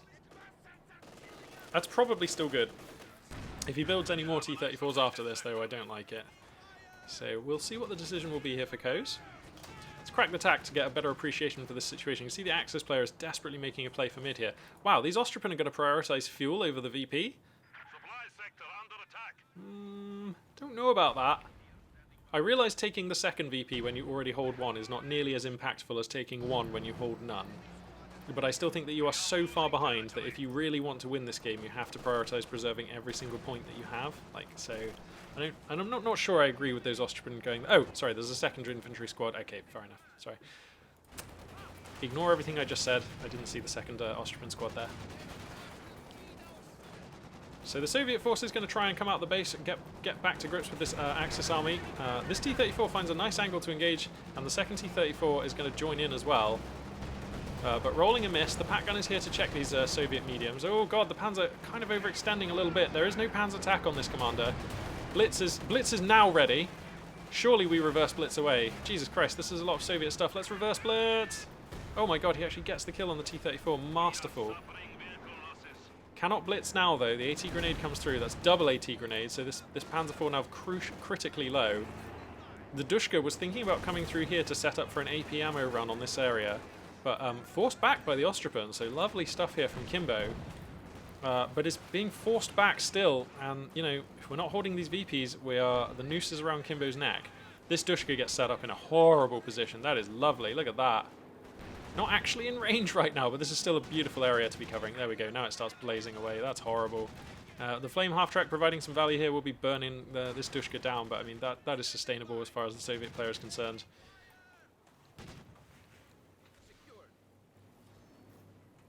Yeah, Pat Guns hit hard. T-34s aren't insanely squishy, but Pat Guns are very good AT guns. Like, the penetration on them is fantastic. So yeah, they really...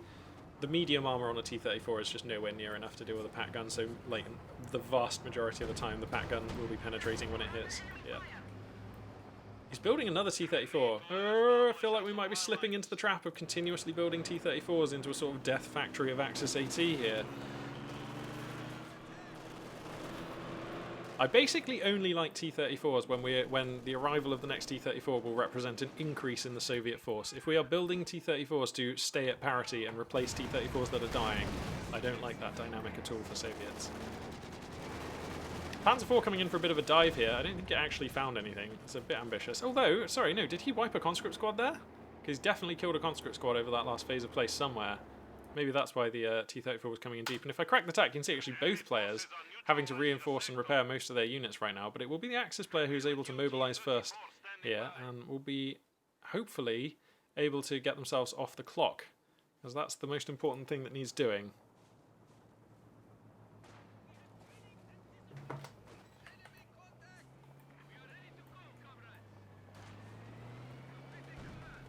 Oh yeah, Kimbo does have quite the muni float. Well, we do have sector artillery. So yeah, sector artillery definitely on the horizon. The Flame half-track's reign of terror at last cut to a close there. And it looks like these Ostripen will also go down. Yep, incendiary ammo on the MG42, no joke.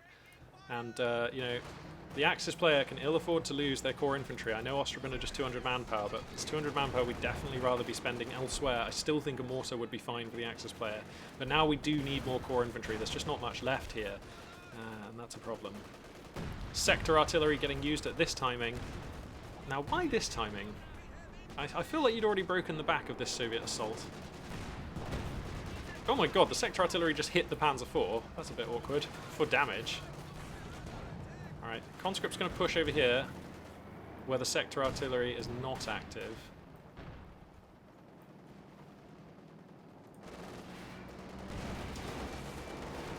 Oh, sorry. I've only just noticed we're at double Panzer IV. Ding! Sweet, Magpie, great caster.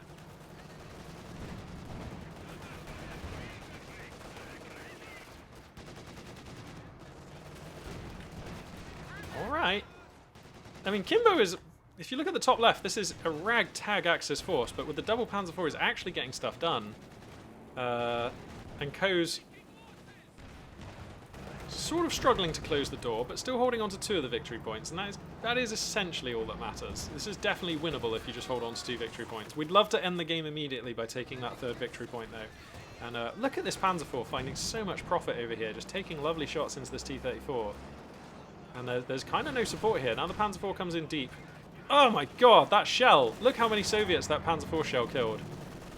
Wow, man. Panzer IV's actually really good against infantry, aren't they? Like, not reliably, not predictably, but occasionally the Panzer IV shell, if you drop it right into an infantry squad, it's just gives them all. As we saw like in that game the other day on the channel where we saw a 4-man grenadier squad get instantly wiped by a stray Panzer IV shell that just unluckily hit right in the middle of them all, and it was like, wow, that is not the kind of anti-infantry fire we needed from that Panzer IV.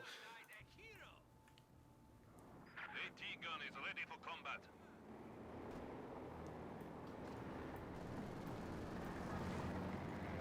Okay, well the Axis player is actually about to get off the clock. Finally. And the Soviet position getting very compacted here. And with double Panzer IV, the thing is actually, the double Panzer IV is very prickly, isn't it? It will outmatch the 2 T-34s. Now there is a Zis gun. Oh, a Stug is going to back this up. Oh, I like the Stug. I actually really like the Stug there. It's dangerous that he's not rebuying more Ostropon, but buying this Stug for now is fine as long as Ostropon follow. So, yeah, this Stug actually is going to be horrible, because it's already difficult for the Soviet player to advance into the double Panzer IV with a Stug hiding behind them, picking off whatever the best thing you've got going on the map is. That makes Ko's life very difficult here. Now the Axis player is down at 99, and there's definitely plenty of time here at 467 for Ko's to adapt to this, but for the immediate future, I think this Stug is actually quite smart.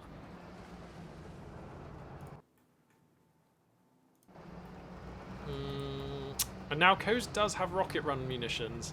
I hope Ko's doesn't feel forced. Oh wow, Ostropon. Sorry, Ostwind. So the Stug gets cancelled and we're going to get an Ostwind. Honestly, I think I prefer the Stug. Yeah, I feel like I prefer the Stug. Okay. That Panzer IV is on death's door. The Zis gun is going to re-aim. We'll get a shot here. That's a kill. Okay, well that one we couldn't really sustain. This was not a loss we wanted to take. We should probably cancel the Ostwind and take something else now, because I think with this with this Panzer IV going down, I don't think this Ostwind is sustainable, but he's actually going to let it finish. Okay. I'm not sure about this. It is going to help. But now the T-34s can win the armor war. So, I don't know, we need something else here. I wonder what Kimbo's going to buy next.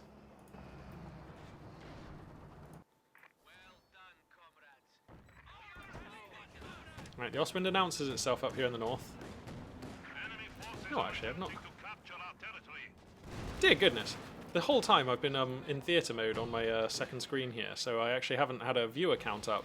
We've had like 20 plus viewers, I've just noticed. We're on to 20, and it was slightly higher just now. That's insane. Thank you very much, everyone, for tuning in, for just me casting RTS games with, like, just whatever we find this morning. That's great. You're all awesome. You rock. It's +1 Magpie happiness. Alright, sector artillery coming down again here, and Kimbo refusing, or trying to refuse to be driven off of this victory point, down to 88. Every ticket crucial now.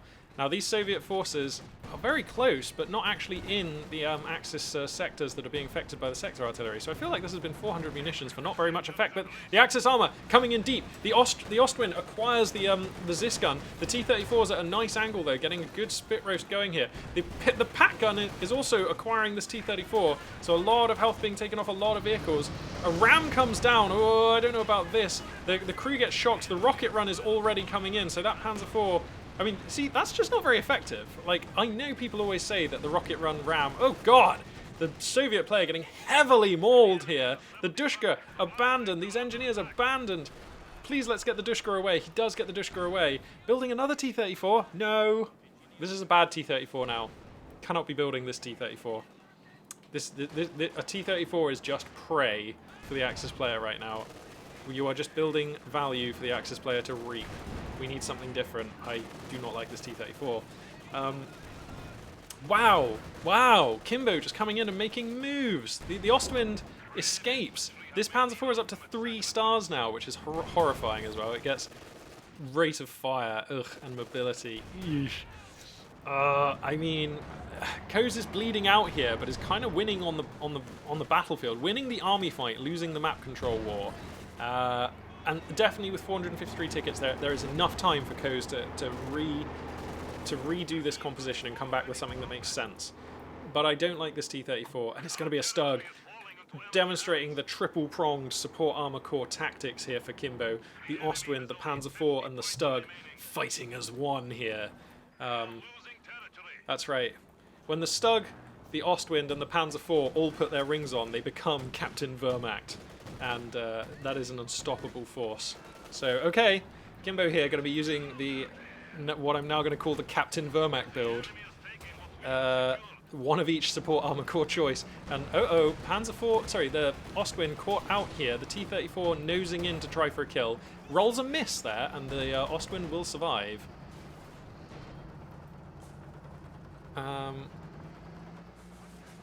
You know what? Yeah, he totally had the option for the Stug E. I forgot all about that. Yeah, that would have been better than the Ostwind. Yeah, good pickup there, chat. Good pickup. Yeah, Datton there with the smart call. All right, increasing fighting, though, going on here. Soviet units desperately trying to hold the double cap to keep the Axis player out. Whoa, look at the map, though. He's losing units, though. We can't afford to be losing core infantry, Coase. That was the one thing that we had. I wonder if Coase is hemorrhaging too much. He's trying for the triple cap, and it will be established here. So I think Coase is just trying to win in the next minute or two here. And I believe he will get the triple cap. He's lost so much of his army, though. There's a very real chance that he's just actually loses the army battle and is forced out of the game just by losing too many units. These conscripts as well. They're so low. The Panzer IV is 3 stars, my friend. It will kill them. Bye-bye. Okay, they will sneak away. The Sturmovik rocket run ended by the Ostwind. And, you know, Soviets... Okay, they have a double cap.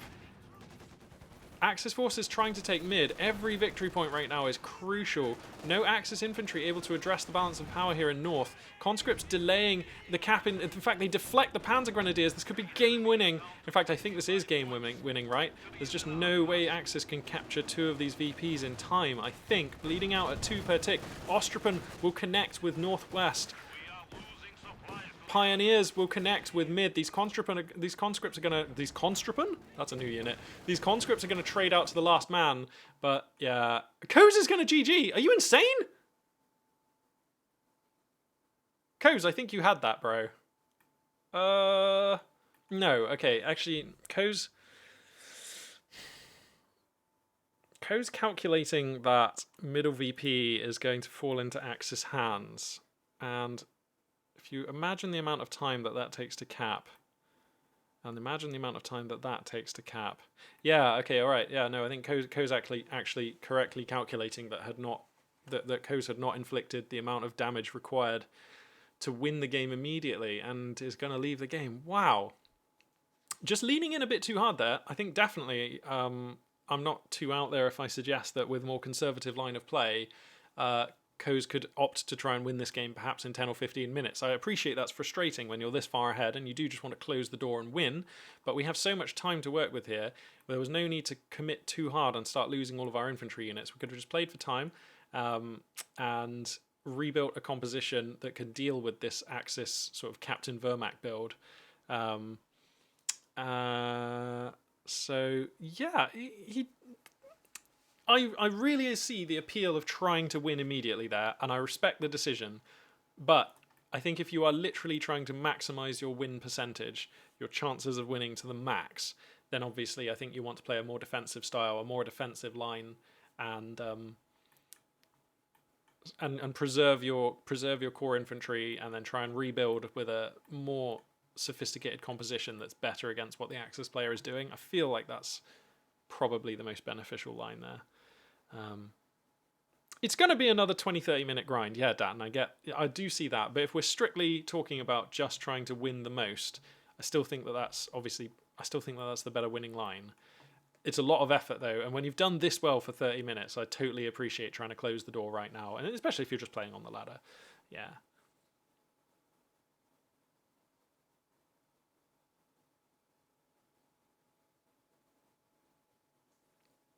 Oh, sorry that you've been timed out by the bot there, Tagger. The bot just does what it will at the moment. Sorry. Nobody can post links. If you want to post a link to me, but feel free to whisper it. But nobody can post links at the moment. That's a policy I may re-examine at some point. But there was certainly a time when it seemed like the right thing to do. Wow. So there we go. All right, let's head back to the lobby and see if we see another epic game to cast. I'm hoping so. That was a good game though. That was a really good game. We've had a slew of decent games today, actually. Some interesting approaches to Wehrmacht tacking and some really nice Wehrmacht versus Soviet stuff. That's 3 Wehrmacht versus Soviet games. Okay. Let's see what we see. So we've got a game on Crossroads. It's a rematch. That's actually tempting. We've also got Bowling and the Angry Dutchman on Langreskaya. We've also got Rito Gargamel and J for Jet. Jay's in chat. Sweet. All right, guys. Well, let me know. Which do you think? Type 1 for Crossroads with Kimbo and Co's the rematch. Type 2 for Bowling and the Angry Dutchman. Let me know what you think. I am open to suggestion. I am presently biddable. Anti-Morale wants to see the J for J game. 2 because there's been a lot of Soviets today. 2 again, yep, okay. Alright, we're seeing a lot of support for game 2 here. Alright, fine. So that would be a USF game for sure. We've got 1 vote there for the rematch. Who's this? MG Nezimol. Not sure I've seen you in chat there. Welcome, friend. Good to have you aboard. So yeah, we've got. All right, I'll leave it. Let's So one more time. Type 1 if you want to see the game on Crossroads with Kimbo and Co's. Type 2 if you want to see Bowling and the Angry Dutchman. I'll just wait for a couple more votes to come in.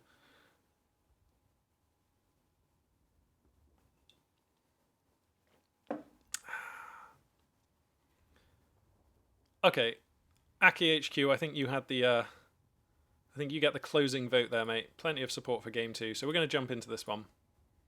And get some USF play here. Angry Dutchman!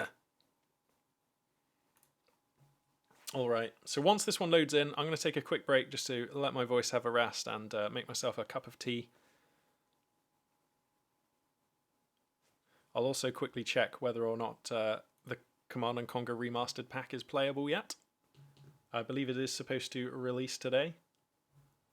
Aki HQ, you just like Langreskaya. Good God, you masochist. Okay, there we go. All right, so we're going to hit pause.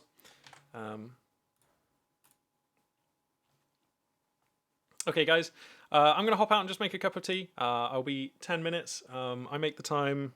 I'll tell you what, we're going to round it forwards. We'll say it's 25 to now. So I will see you all at 1:45. That is 45 minutes past the hour.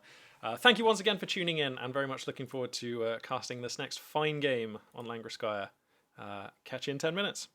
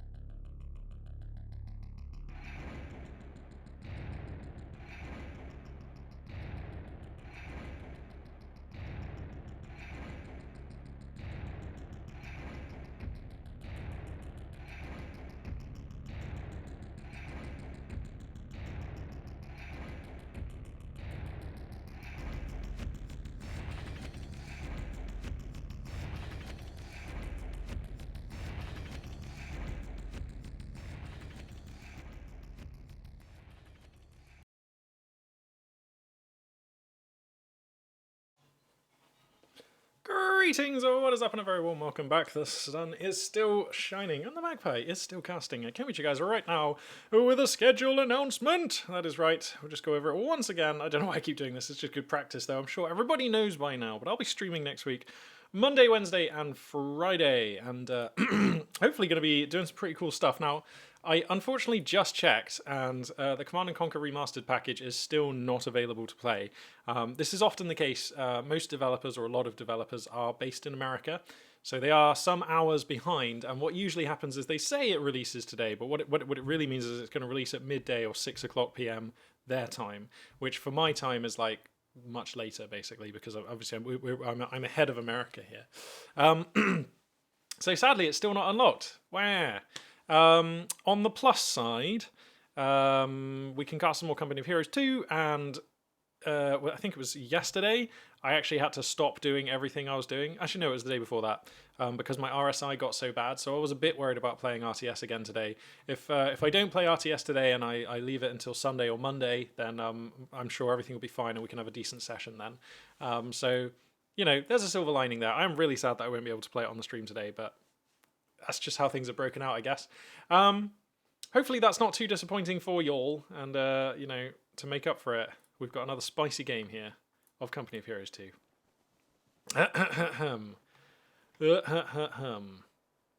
Spawning in the north, playing as the Vermac pieces. It's bowling! And spawning in the south, playing as the United States forces. That's right, a different faction here on the stream finally at last today. It's going to be the Angry Dutchman, who's actually going to go ahead straight away and pick the American Infantry Doctrine, I believe it's called. Yep, Infantry Company, that's right. Yeah, this is just still one of my more favoritist American commanders out there. The principal piece of its power for me, the 1919 LMGs. And this is a great map for using those, so I like it a lot. I think this is really smart. Having said that, we've actually seen people die with this commander on this map. We've seen people get steamrolled, actually, even though they managed to get 1919 LMGs on like all their dudes really early. We've seen them die, so they're not infallible. It's actually an assault, it's a mechanized assault pick here for Bowling, and we do have assault grenadiers becoming a part of this composition in the early stages. Awesome. Like what I'm seeing, techless so far, so it's going to be assault grenadiers backed up by an MG42. And we'll see where Bowling wants to take this build. You know, veteran viewers will know my thoughts. I actually don't like it when people... okay, 2 squads is still fine, but I don't like it when people over-rely on Assault Grenadiers. I think Assault Grenadiers are good. They're actually probably great for the first 5 or even 7 minutes of the game. But then, past the 10-minute mark, their value starts falling off considerably. Just because they're a very simple unit. You know, they do more damage the closer they get to your opponent. So they want their default behavior to be efficient is to move towards the opposing units and then use their overwhelming DPS to take fights. That's really easy when it's just conscripts, just riflemen, just Tommies. But it gets progressively harder for every degree of sophistication that your opponent has. So that plan is much harder if your opponent has an MG set up, because suppression will stop those units closing in. The plan gets much harder when your opponent has a mortar set up, because then there's a chance that even if you get in, your health has been so depleted that the unit has to fall back and isn't very good. It's much harder to use assault grenadiers when your opponent has vehicles, because they just have no way really of interacting meaningfully with vehicles. So great early on, and then decreasing in value steadily once the game really gets underway are assault grenadiers. And you know, sometimes I see Vermac players go up to like 3 squads of them, or just start trying to use them as just core frontline infantry to replace all others. And I don't think that's doable. I think you can use them to bolster your core infantry, use them in conjunction with Panzer Grenadiers, use them in conjunction with regular Grenadiers. That's all fine. Back them up with MG42s, great stuff, but don't over-rely on them. I think 2 squads for me is the limit. I think going up to 3 is a lot, because remember, they do cost more, 280 manpower, so they are more expensive than your average Grenadier squad. So we'll see where Bowling decides to draw the line here. What's the squad upgrade for them? Well, yep, as AkiHQ has pointed out, that is the 6-man. It adds the veteran squad leader upgrade. So yeah, it's just a 6th man with an MP40. It apparently increases the unit's ability to capture territory and makes them more resilient. So some advantages there, but that button not clickable to Battle Phase 2. And already, actually, we're seeing the Assault Grenadiers having a hard time out in the field. Oh, what's going on? Oh, bit of a lag spike there, sorry about that. Yeah, the Assault Grenadiers having a hard time out on the field, just getting picked down by Garans at the moment, and it's going to be a Captain Tech opener for our American player, so the rarer of the two American officers going to be making their debut on the field here. MG42 set up in a reasonable position, does get the pin on these riflemen, but is getting flanked right now, so he's actually going to reposition that one instead of falling it back. So, okay, yeah, that actually makes a lot of sense. Catches these riflemen nearer the MG42, where the MG42 is actually a good source of damage. You can see those riflemen withering before Hitler's chainsaw. Snipers. Magistern wants snipers. I mean, snipers are great, but it's a rare time that you see snipers without an infantry company. And so I don't think we're going to see snipers this game, but I could be wrong. Let's see what happens. So let's crack the tack here and we can get a sense of exactly how the map controllers panned out in the early stages of this game. For all the advantages that the Americans took in those fights, they're actually falling behind on the scoreline. Oh, no they're not, sorry, no, it's about even. Yeah, fairly unremarkable in terms of field control, both players kind of holding what you would expect them to. Looks like Angry Dutchman may be able to make a play for the Axis fuel point here in a second. We will see. Oh man, what are Assault Grenadiers going to do against Riflemen in cover with a Captain and with the AR on support? This is not good. Oh no. Yeah, I mean, the trouble with Assault Grenadiers are just such a simple unit. They really only have one tactic available to them. They must close the distance. That is all that, I mean, so they're quite predictable. They, you know, I guess I'm actually, I even don't like going up to 2 squads of them. We are stacking a lot of manpower here as Bowling as well, actually. Interesting. What's that for then?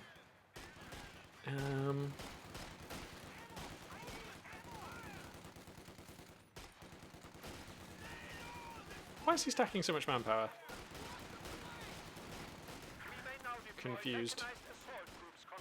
Okay. Oh, so he's okay. He was saving it for the mechanized assault group. There we go.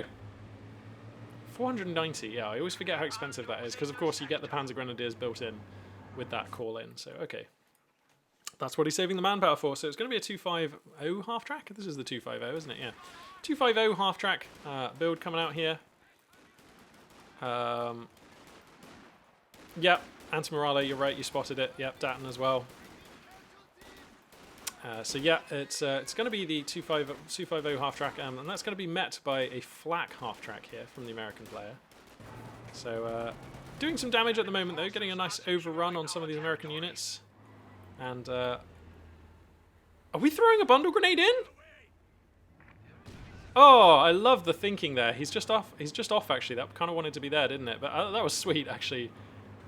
I like that. If you don't play for these things, you never get them. And if that wiped a squad, we would be calling Bowling a genius right now. We'd just be like, "Oh my God, he's broken American forces." But no, like he found some damage, but didn't justify the cost of the bundle grenade. But I mean, I like it, man. If you don't play for these things, what is that really tired old expression? You miss 100% of the shots you don't take. That's not actually how that works, but it is an appropriate thing to say now. The 250 gets reinforced on Vet 1. Oh, what? I actually didn't know that. That's ridiculous.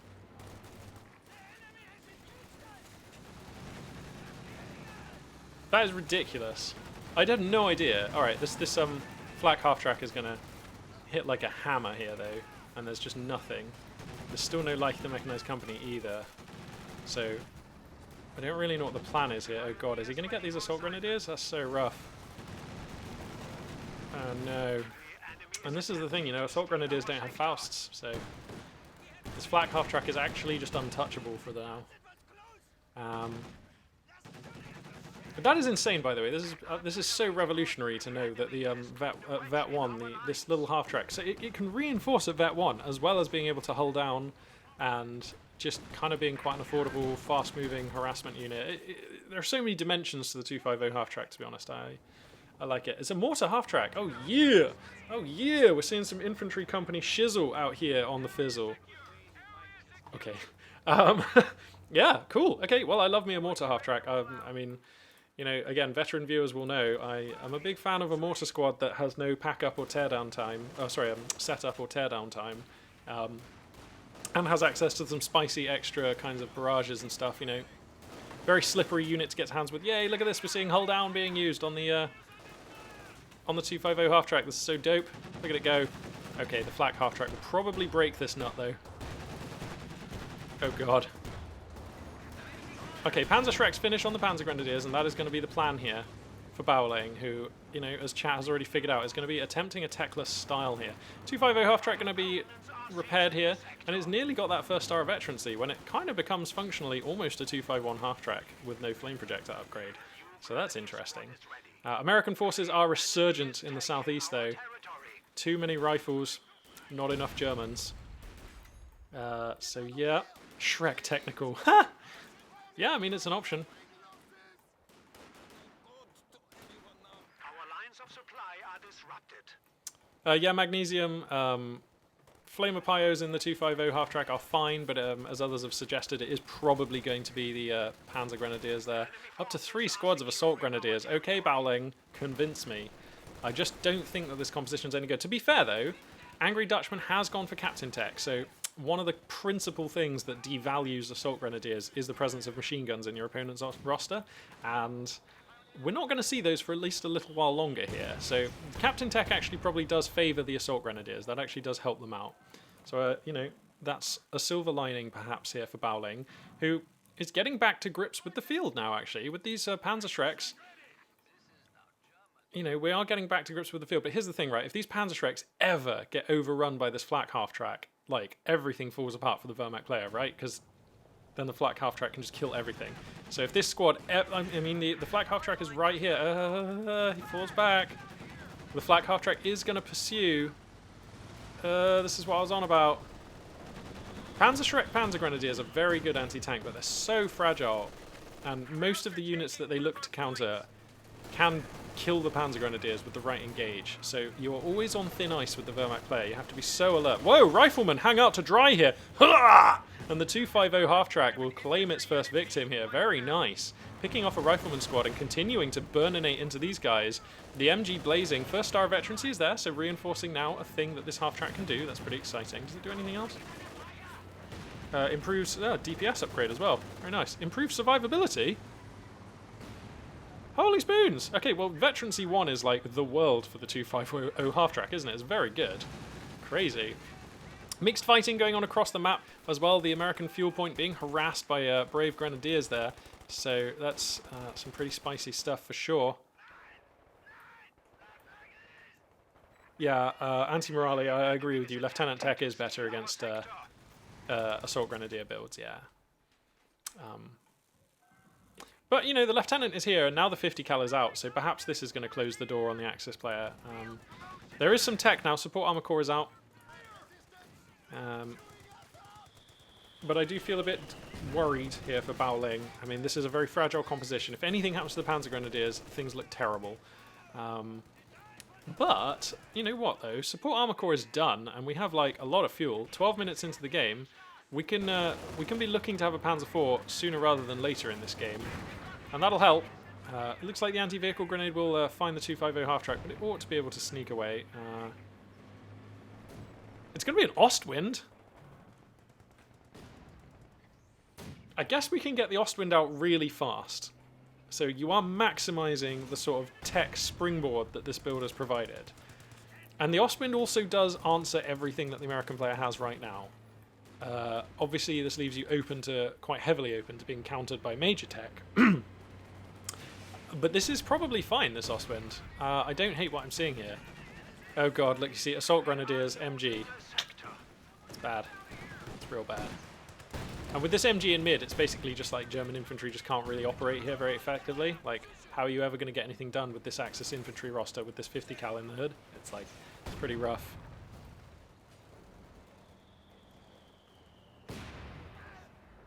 Delayed fuse HE shells from the mortar rail half-track.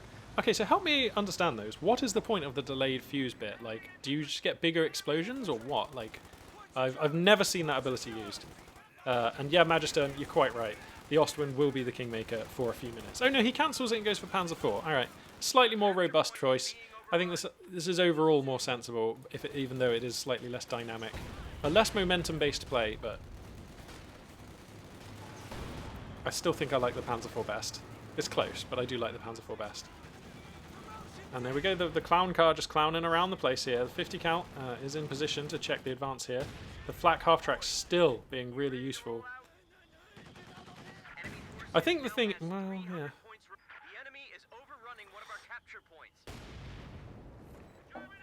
Oh wow, okay, so the delayed fuse HE barrage is like considerably bigger blasts. Well, okay then, fair enough. I look forward to seeing it getting used. Assault Grenadiers actually finding their mark here. Able to get up semi-close to this captain, but the trouble is, I mean, the American infantry just has like BARs and 1919 LMGs, so like you can still just kind of shove these Assault Grenadiers aside, even if it's just core infantry against core infantry. The 250 half-track is going to go down there. Gets taken out by this M1AT gun. Pioneers in a nice location do get some burning done, but they're going to have to fall back past all these American guns, good god. And things are starting to look a bit bleak. But here comes the Panzer IV, so perhaps that's going to help here. But I feel like Baoling's composition is just not quite there. I mean, I just feel like these Assault Grenadiers are not really carrying their weight. Look at how much better and more potent and more multifaceted and capable this American army is, just in terms of the core infantry roster. It just does more. Here's the major tech. So the American now playing with the full tech tree. Here's the thing, okay? Let's talk about Wehrmacht tech for a second, okay? For the first, I mean, Wehrmacht tech is now more variable and more malleable than it has ever been over the course of Company of Heroes 2. You can do more stuff, you can take different routes, you can really find something that works for you and make it work. But it's very easy, I think, to become too focused on streamlining your tech and saving fuel and trying to springboard into rapid panzer and rapid whatever it is that you're going for. And I just think that actually the opportunity cost of building the Leichter Mechanized Company is so low. That's not an expensive building. I know it's not free. I know it does cost fuel and manpower, and those are really important resources that you're trying to save and look for ways of shortcutting in teching, but I just think if you're not building like the Mechanized Company, like Wehrmacht is balanced around having access to that building, and it's so, you look so fragile without it. I know it can be done, but I just don't think it's in the Wehrmacht players' best interests to skip that particular building in most games. And it's not like Wehrmacht have a commander that lets you call in an M42 light AT gun or anything like that, you know. So I'm not convinced that Wehrmacht should ever be skipping like the Mechanized Company, is what I'm saying.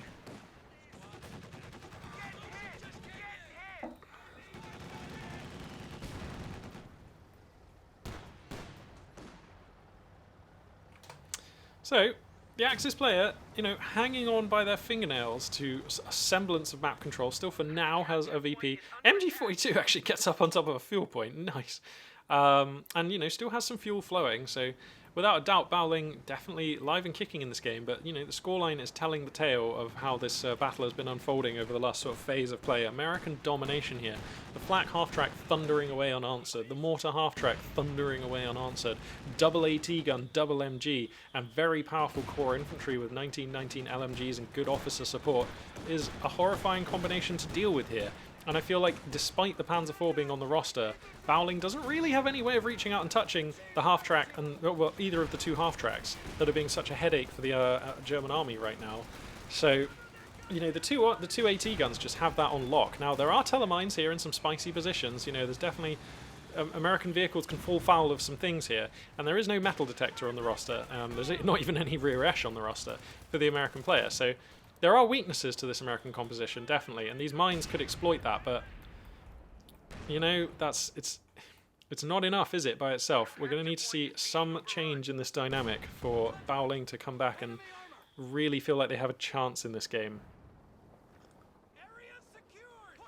Ostripin Commander can drop it in. Oh! For real? Okay, well, fair enough. There you go. The Ostripin Commander has changed so much, and I'm not really in touch with it because I quite like the defensive Doctrine Commander for the Stug E now for my Ostripin needs. But if the Ostripin Commander can drop in the AT gun, that is really revolutionary. That's amazing, because then you have Ostripin, so you don't need Infantry Company, and you can call in the AT gun, so you don't need like the Mechanized Company. So perhaps that's some space to be explored for Wehrmacht players that I've not seen on the channel. Oh good god, these Assault Grenadiers are just getting blasted in no man's land here. As the flak half-track and the mortar half-track ply their deadly trade from back here. What's Veterancy 1? Oh, that is the delayed fuse barrage, okay. How much is the delayed fuse barrage? 25 munitions. Okay. I would like to see that used. Just to see what it looks like. Sherman, though, coming in. And this looks like quite a mean Sherman, doesn't it? We're up against just one Panzer IV. Stug E gets called in.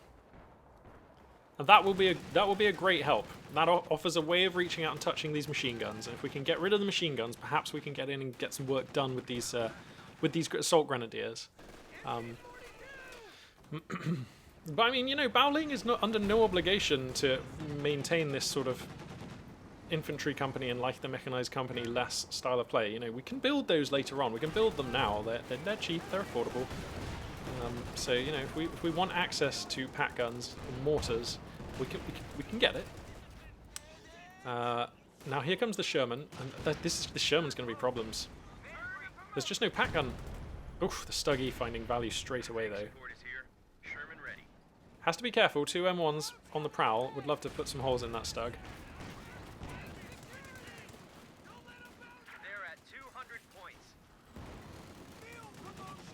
Does the AA half-track get anything cool with that? Well, I'm glad you asked, Datton.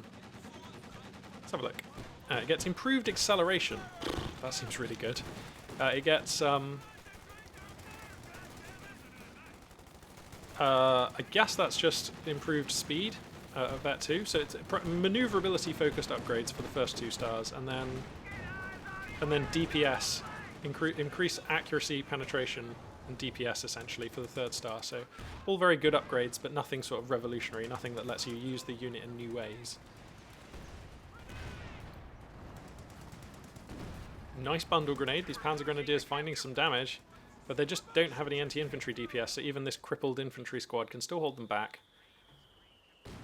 And down to 179 and ticking here. This Axis player running out of time to get something done. The beginnings are here. And adding another Panzer Grenadier squad will help. Adding another Stug E I actually quite like as well. So I like where Baoling is taking this composition. I do feel like the foundation of the composition, though, the 3 Grenadier squads, is not good. Oh, did he cancel the Panzer Grens? Okay, cancelled the Panzer Grens so he could reinforce his units. Okay. But yeah, I think 3 squads of Assault Grens, if they even cost the same as regular Grenadiers, I could start to begin to understand it. But the fact that they're more expensive, it's just like, ugh, I'm not convinced that they're worth, to be honest.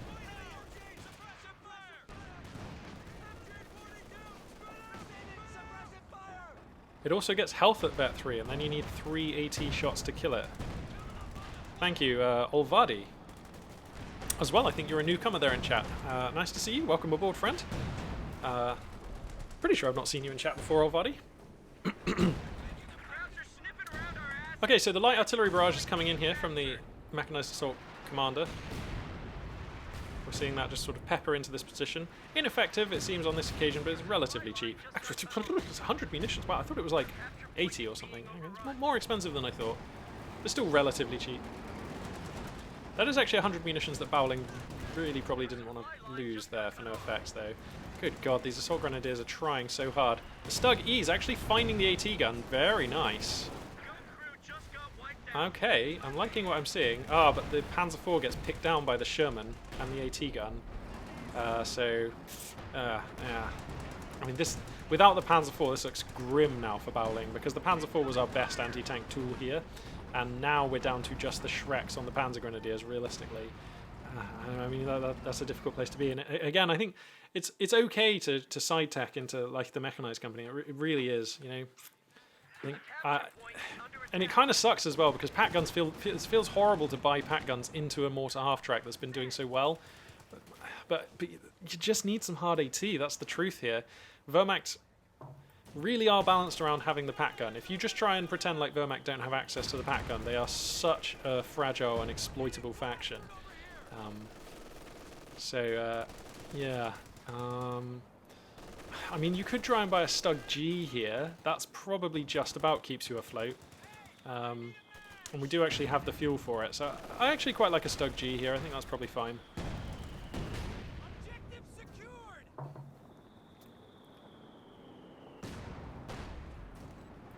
Wow.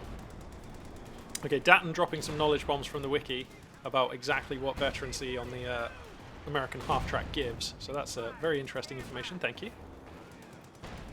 as the Stuggies continuing to find damage here. The M1 AT gun getting some hits there, but actually, where's the Sherman? Sherman? Okay, so the Sherman's actually in the base right now, so it won't be able to exploit this weakened Stuggy, but this is the thing. I mean, as soon as your Stuggies have their engine broken or get put on low health, because you've got no AT guns, the Sherman can just come in and cherry-pick your armoured units. That's a problem. So, and it is set to AP rounds right now as well.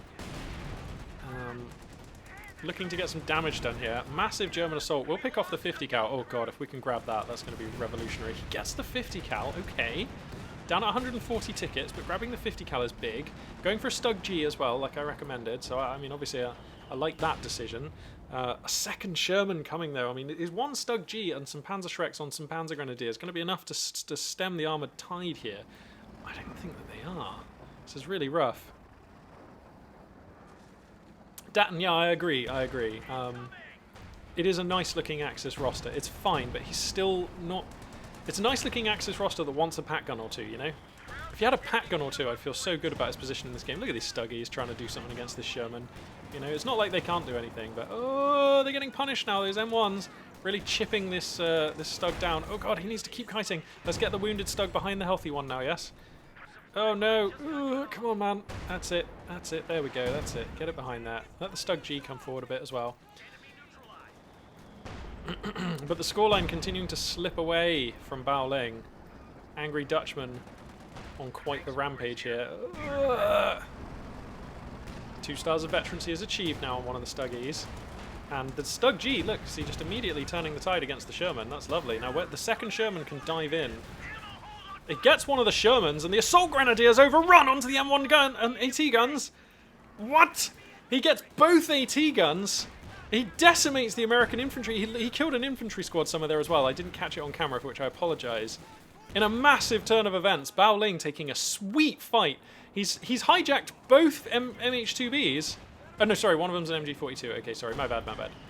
So he's hijacked one of the 50 cals. He's ripping through this American infantry and his own Panzer Grenadiers with the Stug Es. The Stug G has already dealt with one Sherman, looks to take out the other. Trading a Stug E for it is fine. You'll take that trade.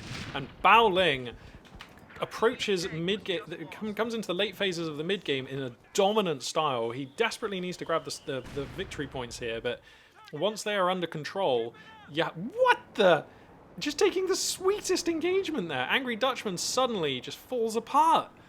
We've lost most of our core infantry. We've lost most of our weapon teams. We've lost both of our tanks. But the half-tracks, irritatingly, will survive, and they have been consistent sources of value for the American player. That's great. So we still have those, and we do still have a core infantry roster that is capable. You know, we've got 3 squads of pushing infantry with a machine gun to support.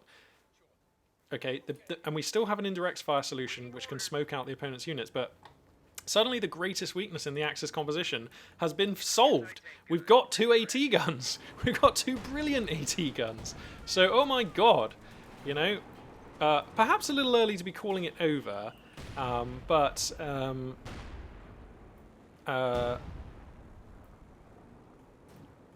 definitely bad. The reason it's early to be calling it over is because the American player actually has 440 tickets worth of time. And is going for a Scot. That's a brave-ass Scot. We're adding another soft, juicy target vehicle here, which is great as long as your opponent can't ever catch it. And we kind of already have 3 of those. Well, we kind of already had 2. Now we have 3. So, okay. Putting a lot of eggs in the sort of support vehicle basket here is Angry Dutchman. I think I probably would have liked another Sherman there, or even saving for a Jackson. And now we've... Bao Ling gets out from under the clock, and that is the most important thing. So 90 tickets and stable now. The M1AT guns will do a great job of keeping back American vehicles. Angry Dutchman rebuying 50 cals. Okay, that makes sense to me.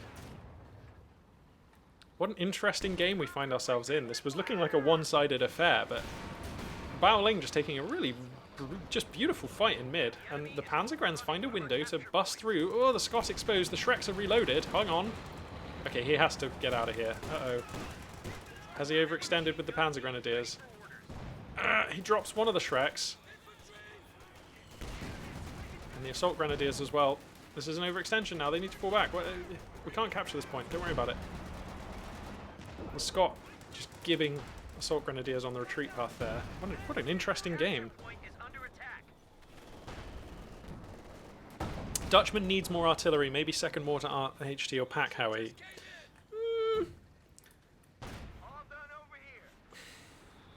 I mean, he's already got the Scot, so if you commented that before he got the Scot, then sure, I'll give you that.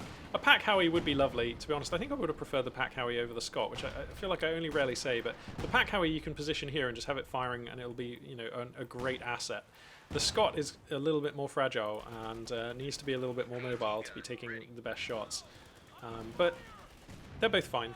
So I think he's at an appropriate amount now. And he's rebuilt to a state where... So the American player has rebuilt, has 2 AT guns, has 2 50 cals, has good core infantry, has good support vehicles. The only thing that the Angry Dutchman now doesn't have, really, is a medium tank to push with. And that is not essential, though it would be nice. Look at this Stuggy just getting value. This is what Stuggies do. They make life hell for Allied infantry trying to get on and capture points. Just make it so difficult. And that's a very powerful thing to do. Because this is a game that's about capturing points. Oh, these are the delayed fuse rounds are coming down here. They're not hitting, but they are coming down. Okay, yeah, here we go. So that's the delayed fuse mortar barrage that we're seeing coming down here. Very, very interesting to see that one.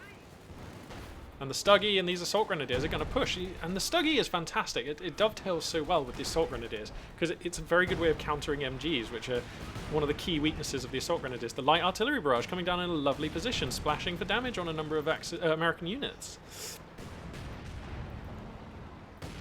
That is a priest on this commander, yes. Should have gotten that instead of the Scot. I mean, I'm going to agree with you just for the sake of... because I've never seen a priest on the channel. Like, maybe I've seen one once. I can't remember.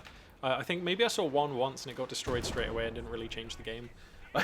So yeah, I would love to cast a game with a priest.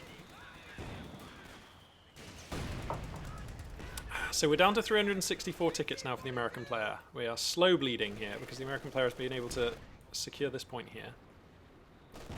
Does the Major... oh, he's dead.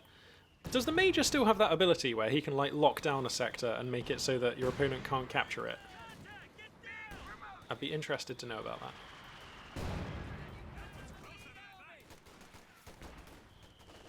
At Vet 3, okay. Thanks, guys. Because Langraskaya is one of the cheesiest maps for that. Because, look, see this victory point, right? Technically, the sector extends all the way down here. See this? All the way down here. So you can put your Major here and lock it down, and then the Axis player can't capture this point. It's so cheesy, but I've seen it win Langraskaya a lot of times. So just, there you go, American players. A little bit of free tech on the house there for you. A little bit of fun things to try on the ladder. And just American forces being beaten back here. Oh god, this 50 cal, the Grenadiers, Vet 3 6-man assault Grenadiers, ripping into exposed weapon teams here. The flak half-track will contain them for now, and that is just as well. The Stuggy even going to creep forward to take some shots onto that flak half-track. The M1A anti-tank gun actually bouncing off of the improved armoured Stuggy here. That's a bit unlucky for the American player. That is a rare bounce. Even with the armoured skirts, the Stuggy's armour doesn't really hold up to the M1AT gun, but yeah, getting a bounce.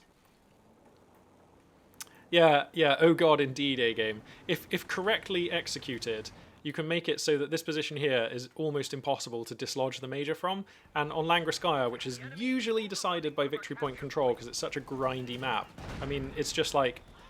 it can be very, very demoralizing for your Axis opponent to try and dislodge that Major, who's just says no. It's just like, you can't capture that point. I'm sorry, but you literally cannot. So, it's a very strong thing to do.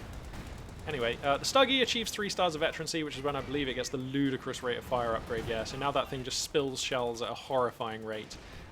It's worth pointing out as well, the heavy Panzer Corps is done for Bao Ling, who is stacking a lot of fuel. Now, I imagine we're going to see Tiger, because this is a good map for a Tiger. But, you know, this actually looks like acceptable conditions for a Brumbar as well. 3-star squad of American infantry, rather exposed right now to these assault grenadiers who are very angry, but they will escape for now. And the Angry Dutchman just still in the pocket here, unable to break the midline of the map here. Down at 333 and ticking, but, I mean, we can do this for a long time. 333 is a lot to slow tick out. And if the American player ever gets ascendancy, the game will end quite quickly, because obviously 90 is less than 330. So, Time here, still a luxury that the Angry Dutchman has, and this game is so closely balanced even now that this game is definitely winnable for the American player. Oh no, the M1AT gun going to over-pursue here. Strays into the MG42 as arc. There are assault grenadiers here for additional damage, so that should be a dead M1AT gun squad. Yep, that's a touch irritating there for Angry Dutchman. You wouldn't want to lose that for sure. Oh god, he gets nicked. Baoling, you got to be careful. We don't have enough unit cap to bring in the Tiger tank now.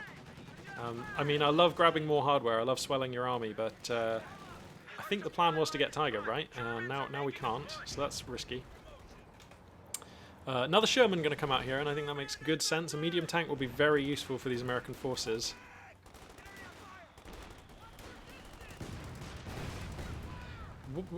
Wiki says assault grans get a whopping 40% accuracy at Vet 3. Jesus. That's insane, actually. I mean, they do seem to be doing fantastic damage now, so perhaps Assault Grenadiers actually with veterancy are a credible threat in the mid and late game. Scott Smoke going to come down here, and an American lieutenant going to try to claim this victory point, but the MG42 can still see him, and the Panzer Grenadiers also will come forward to rebuke the American officer. The Veteran 3 Stug E now repaired. Oh wow, Assault Grans are actually going to break the American hold over this VP. That's going to double the rate of bleed. I really think they should probably stay and capture that, but he's actually not going to. And these Panzer Grenadiers are probably angling to try and get shots on this Scott. He's actually going to break through to go for the fuel. Okay, I mean, I like it, yeah. The Stug G takes a slightly dangerous route here. It is going to be a Panzerwerfer. Wow, I was going to talk about the possibility of that, and then I just thought, no, he's not going to build one, but he is. Sick, okay. Alright, I like it a lot. The Stug G has its engine damaged and needs to start reversing away immediately. This M1AT gun out for blood right now. In fact, these riflemen have that dropped Panzerschreck from the Panzer Grenadiers earlier, so the Stug G on the chopping block now probably should die. They're going to get one more shot. As long as this Stug E doesn't finish them off. Oh, great shot! They do get the shot though. A bounce! Oh, that's so unlucky! Oh my god, these armoured skirts are saving Stugs out here. Oh, Angry Dutchman, that is so unlucky.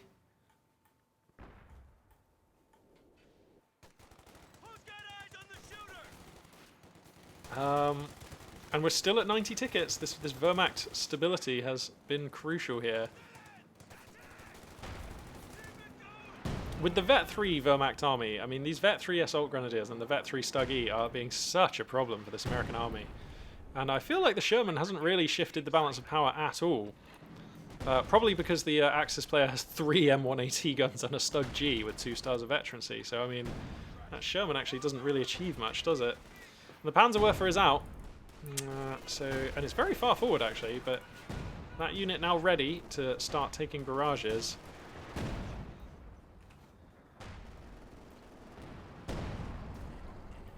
White Foss rounds coming down into the Axis line.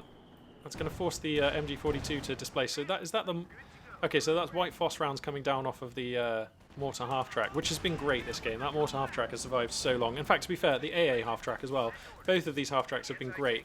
And the fact that they're still finding windows to cause irritation to this Axis army is massive. Here comes the Panzerwerfer barrage.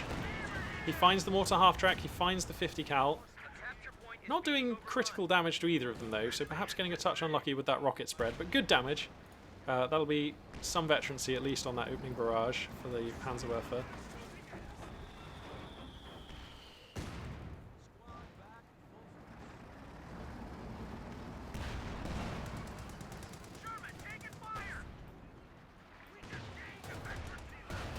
Oh no, the Sherman getting hung out to dry. This Axis player has so many AT guns. The Stug G actually fancies coming in here, and I don't hate that as long as he doesn't overextend. Oh, he takes the shot.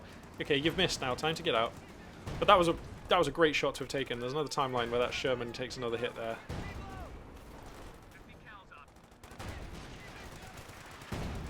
The Stug heat shell does stun vehicles. Oh man, way to go consistency. We got the same named ability for the same munitions cost on the same units. Actually, I think, isn't the pack gun one like 45? I don't know. I could be wrong.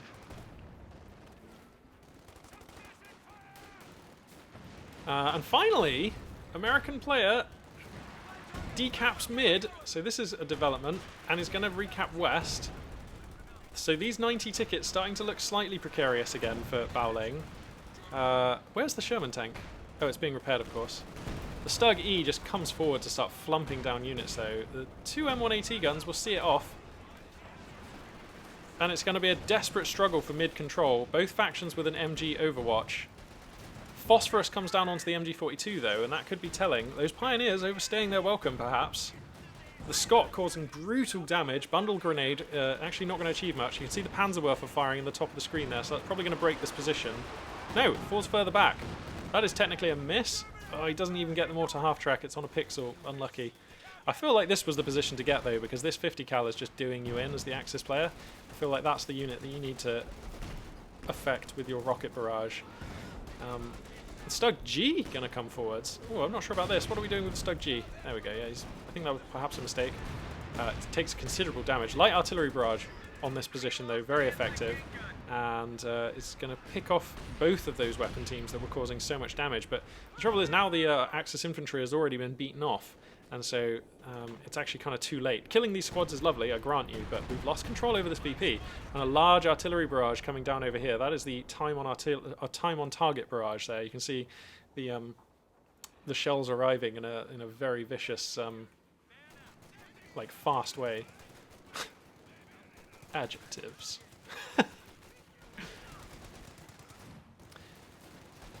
Good God, what a grindy game. So finally the Axis player is bleeding. 86 and counting.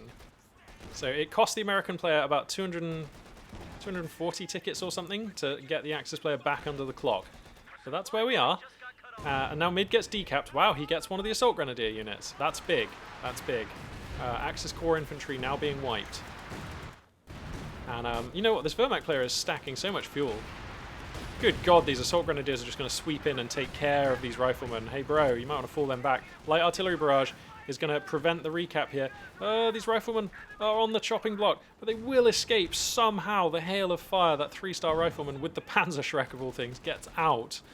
Now the Stug G coming to look for shots into exposed American vehicles.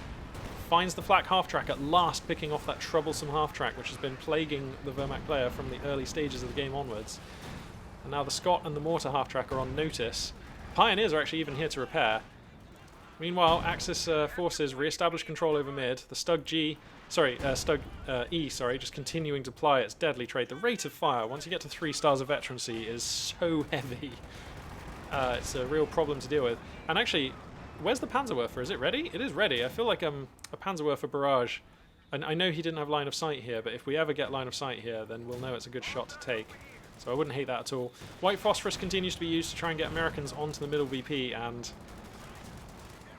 that machine gun gets taken out. Okay, over this last phase of play, Baoling has actually hemorrhaged a few units. Panzerwerfer will fire and takes out takes out any American forces on mid. Gross. I feel like if Baoling can just save up for a Tiger, this game gets a lot easier. I know that's a big ask. We need, what, 640 manpower, which at the current rate of saving would be like at least 4 minutes. But of course you need to be reinforcing your units as well. So it's going to be longer than that. But if we can get to a Tiger, that would be lovely, of course. Stalemate right now. 217 for Angry Dutchman, 84 for Baoling. Both of these two players basically evenly matched now. I don't think I favour either of these compositions. They both have the resources they need to take fights, and they both have the resources they need to win in terms of units. So, you know, Langreskaya is such hell. Taking this middle VPP on Langreskaya is so hellish. It's so hellish. 50 cal gets wiped out here. The Panzerwerfer probably nearly ready for another barrage. 30 seconds. The Stug G going to push in. It finds the mortar half-track. Hang on now. That mortar half-track taking a hit here. The Stug will get another shot. No, it won't. Wow. And the Sherman declining to come forward and try and punish that. Interesting.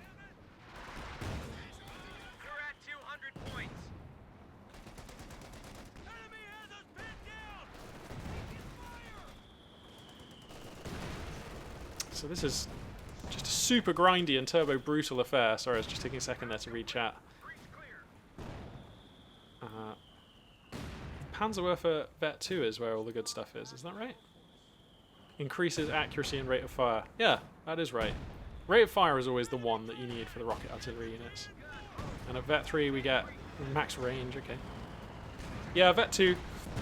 You're right, all the good stuff there at Vet 2. So, okay, here we go. Axis units pushing in. Get up on top of the AT guns, but there's just not enough of them left. Actually, I wonder if he'll be punished. Yes, Pioneer Squad going down. We can't afford to lose these squads. We need to save manpower here. Panzerwerfer barrage comes down, finds this machine gun, gibbs it again. The Panzerwerfer providing just a fantastic support that is much needed by these Axis forces on this map. And the Stug-E as well. Just look at this rate of fire. It just makes life so hard for Allied units trying to push onto this point. And we... Actually, no, the American player now bleeding out rapidly as well. Angry Dutchman, are you in jeopardy in this game at last? Blood is most definitely in the water. And Bao Ling struggling here. 156 and counting. The lieutenant will stabilize that.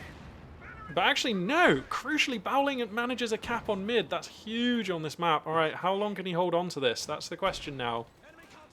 Bao Ling has the lock. He's starting to strangle Dutchman out. This has been such a gribbly exchange. This is Langreskaya at its finest. This is what Langreskaya is like in my head. It's just constant gribble for the middle. And it's so difficult for either player to break this dynamic because you have to control this VP, you have to. So, you know, you're forced to take all manner of terrible engagements to try and get in there. And look at this Stug-E! 22 kills, insane amounts of damage caused by that Stug-E. So horrible. Alright, and there is something of a manpower float beginning to pop up now for Bao Ling, and we have enough unit cap where we can grab a Tiger tank if we get there. I actually just wouldn't hate a Brumbar though. Actually, with the second Sherman on the queue, I think clearly the Tiger is better. The Stug gets taken out there. What was that? Was that a creeping AT gun? Very nice. Panzerwerfer attempting to be used for retaliation here. Effectively so. And this mortar half-track actually still alive as well. The Scott, the mortar half-track, and the Stug-E are like the real pain bringers of this matchup. That, I suppose, and the MGs, but the American player's infantry roster is actually quite exhausted right now, and he doesn't really have the manpower to be reinforcing and replenishing that, so that's a problem. As the Assault Grenadiers come in really deep for the BAR, they have to fall back though. And now the Sherman going to come forward. The Stug-E exposed. Okay, Angry Dutchman going to make a move here. All of the AT guns are caught out. With the Stug-G dead, this is actually all the AT resources for this Axis player. So this is a game-breaking move here by Angry Dutchman. This is horrible for Bao Ling, who's going to lose all of his AT resources in a split second here. Has to be a Tiger for the save now, and we're close to Tiger. Has to be a Tiger for the save there. Massive move as Angry Dutchman routs the German forces from the map. Actually, sensing that all the AT is dead, gets a sick crush on those Grenadiers. Oh my god, it's brutal. The E exposed. The Panzerwerfer desperately trying to pretend it's invisible. I'm not here, it's going to try and sneak away, but the Sherman will acquire it. That's a dead Panzerwerfer. Oh, Angry Dutchman here coming in and delivering the goods. Bao Ling feels forced to dump all the manpower into the Tiger. So the Tiger actually does come out at a crucial moment here. Oh god, but the Shermans are still just wrecking house here. The Stug-E is alive? What? Okay, but the other Sherman is going to kill it. Alright, fair enough. And the 3-star Sherman is probably going to sneak away as well. The Tiger tank, too slow to pursue. Ooh, getting a good start to life though, vetting up quickly this Tiger. Shermans are easy prey, but look at that, when the dust settles, Bao Ling just doesn't actually really have an army left. But he does have a Tiger left, and whilst the Tiger still stands, the game actually is not over, especially on Langreskaya, as Pioneers with a flamethrower look to access middle VP. American units get caught trying to loot these M1AT guns as well, which is crucial, by the way, because these have been the linchpin of Axis strength this game. Weird to say, the American AT guns. Heat shell on the Stug-E, please, Aki HQ, I hear you, man. It would have been nice. And this Tiger tank, though, looks strong. The Stug-E is still alive. God damn, it needs some repairs, though. Oh, God, this is so risky. Where are the M1AT guns? They are in position. That Stug-E has to be careful, yeah, make itself a bit more scarce. And actually, he somehow gets back on top of the VPs. Is he going to establish a triple cap?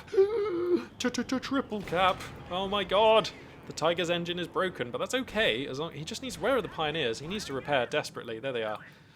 All right, so here's the thing, right? He has a triple cap. The MG42 is in the important position. The Stug E is in a place where it can support. The Tiger is alive. So despite the fact that there's really nothing, no meat on the bones for Bao Ling, the position's not terrible. So here comes the Sherman. The vehicle crew going to desperately be repairing that while it secures the location, or while the vehicle crew also secure the location. Scott going to throw down smoke to enable an American assault here. Sprint comes down on the lieutenant. Is that called sprint for the lieutenant? I don't know. How is that lieutenant sprinting there? I don't know American forces like at all, so if someone could tell me, that'd be great. 3-star. Oh, sorry, it's a 50 cal, not an MG42, but that's gonna stop these guys from doing that. In fact, the American forces don't even get the West VP either. The Tiger tank is now repaired. 3-star Pioneers repair rapidly, and look, Bao Ling cleverly prioritizes repairing the Pioneers because they are now the most important infantry squad in his army. Definitely want to have 2 squads of them. American forces being forced to pay in blood for every second they spend on this VP. The 50 cal unable to get the pin though, and that will freeze the clock. 68 to 98. This game incredibly close and finely balanced. Both players, every decision will matter here. This game will just be decided by the smallest things. Oh, that's an artillery barrage in a beautiful location. The heaviest part of it still to come. Here it comes. Good God, it feels like the American player got a bit lucky with the scatter on those shells. That could have been horrible, but it's not. Now the Stug E receiving much needed repairs. Vet 1 is there on the Tiger, so Blitz available. It does get Blitz, right? Yeah, of course. Okay, American points take this point, but the remaining assault grenadiers, their utility, their HP, their speed, their ability to drive American infantry back, being pretty crucial there. Finally, the Mortar HQ gets picked off by the the Tiger, who is running rampant, gets the Scott as well, and has an AT gun in its rear quarter, 2 AT guns actually, so cannot overextend. Wow, getting punished heavily, but picking off those 2 prizes there is going to be massive for Bao Ling, who is now at 68 under 88 and ticking at 2 per tick. This game, desperate. This is what I love about Company of Heroes. It really kind of captures that World War II struggle of like both players. It's almost a matter of will as the factions try to grind each other out, and then you sort of go through the mid game to the late game where once again everyone's gasping for resources and cannot replace losses and everything. It really captures that sort of exhausting feel of World War II battles. Langriskaya is happening, indeed. Yes, that's a good answer. They're on the moon now. They are on the moon. Yeah, ground control to Major Tiger. Lock 88 and advance. This is the most brutal display. I think Bao Ling probably is going to win though, because Bao Ling has 2 MGs and a Tiger and a Stug E that's on 3-star. Where is he going with the Stug E? Bro, your opponent still has 2 M1 AT guns. What are we? This is so reckless. Where is the Stug E going? Does he really want the ambulance this badly? Donk. Boom. Look at this rate of fire. Donk. Boom. Alright, another Tiger comes in. Oh, the Stug E tries to block. Nice attempt there. Use the heat shell, bro. Is he going to remember the heat shell? Nope. That could have been a good heat shell there. Alright, American forces somehow... They're not capping! Oh, no, they're actually not capping. This guy is like a pixel off of capping, so he has to pack up the 50 cal. No, he's not even going to move it. Oh, no, and assault grenadiers are going to kill off these riflemen, and I think we're just out of steam here. The Angry Dutchman, in a brutal game here, is going to be defeated. The light artillery barrage taking out the last of the AT gun crews as the Pioneers burn out the other one. The Tommy Cooker demonstrating why it's called thus. And the time on artillery barrage, you know, finding some damage there, but when the dust settles, there's nothing left in the tank for Angry Dutchman. You cannot call in a Pershing. He actually has enough money to spend, but there will not be the time for the unit that he purchases to actually arrive and do anything. And just what a game from Bao Ling. What a game. There are multiple moments where I thought that Bao Ling had probably lost this one, and some beautiful maneuvers from Angry Dutchman. You know? 2 incredibly well-matched players. And in the closing stages, you know, it will be Bao Ling who's going to take the win here. There's just no way for these 3 American squads to redress the balance of power on the map here, and having taken a moment to digest that fact, Angry Dutchman is going to GG out here. But what a game. 52 minutes, 57 seconds of intense decision-making, resource allocation, reaction, responding, and just intense interplay between these 2 players. That was a great game. Great game. I was so skeptical about Bao Ling's composition. I really was. 3 assault grenadiers, and I think to be fair, my skepticism was somewhat borne out. I think between like the 10 and 25 minute marks, those assault grenadiers did not really do much. But then all of a sudden, they got to 3 stars of veterancy, and they got the 6-man upgrade on all of those assault grenadier squads. And then also the support was there in terms of Axis MGs and the Stug E, and just some support for those grenadiers. And then, okay, yeah, I can see that clearly in the late game, even against USF, they were good. They had the pushing power, and if you can keep creating windows for those assault grenadiers to get in, then they will keep rewarding you. And we saw that, many times we saw the assault grenadiers get up on top of American weapon teams and push American infantry off of victory points in ways that were crucial to the outcome of the game. I think Bowling's sort of nose for Axis force composition there was great. We saw masterful timing on deployment of the Stug E, plural, and the Stug G, and the Panzerwerfer, all coming out when they were clutch and reaping fantastic rewards. For the Angry Dutchman, the Flak half-track and the Mortar half-track put on a great display of early game domination and survived almost the whole game, which is astounding. However, I will question the Sherman usage. The Shermans actually, except for one amazing push, really didn't sort of change the game that much. There was one amazing push where both of the Shermans routed all of the Axis stuff, and they blew up the Panzerwerfer, and they got into the base, and they were blowing everything up, and it was amazing. But outside of that particular maneuver, I actually didn't really feel like the Shermans really pulled their weight in this game. And perhaps saving for a Jackson might have synergized better with the support cast of vehicles that Angry Dutchman had. It's just a hunch. I don't know if I'm right on that. It's just my thoughts. But damn, like, what a game, eh? That was insane. Absolutely insane. Olvadi, thank you very much for the follow there. No, alerts are not working. But instead, you get me acknowledging you in real time. So thank you very much for the follow. That means a lot. Great to have you on board. What a game. Let's have a quick look at the numbers here and see if we can find anything noteworthy. Ooh, that tea is cold.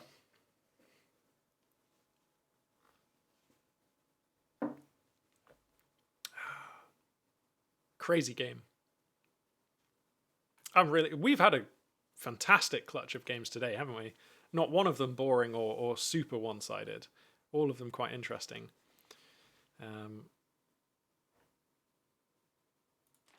So let's just take a look here and see how well the Stug E looked on paper. Yeah, so despite producing 2, one of them really didn't get off the ground very well. So most of this work has been done by one Stug E. And I mean, for a unit that recouped most of its value against infantry, these are some very good numbers to be achieving. So clearly that Stug E was pretty epic. The Panzerwerfer as well, whilst it was alive, looking pretty good. Yeah, everything else looking fairly average. The Assault Grenadier squads, yeah, produced 3, lost 3, but getting, this high of a number on Assault Grenadier squads, 8,000 infantry damage. That's pretty good. That's pretty good. Nothing else here super noteworthy except for the extensive use of American hardware. A lot of American hardware helping out the Axis army here. Anytime you go techless in the way that Bowling did, and you're able to pick up machine guns and M1AT guns, pardon me, you'll always revel in that opportunity. Let's have a look at the graph here for army value. So it seems like through substantial phases of the game, actually, the American army was larger, and we are kind of used to seeing that. They can do things with their vehicle crews, and American units tend to be quite affordable. And Bowling doing a good job of hanging in there and just sort of maintaining somehow. He went all the way down to 90 VPs and then just basically held from then on. There were a couple of other times when it was nearly broken, but damn, I mean, just damn. What a game. Incredible stuff there. MVP even was the Assault Grenadiers. Wow, you don't often see that. And we'll just take a quick look through the numbers here for our American player. Wow, the captain was kicking ass and taking names.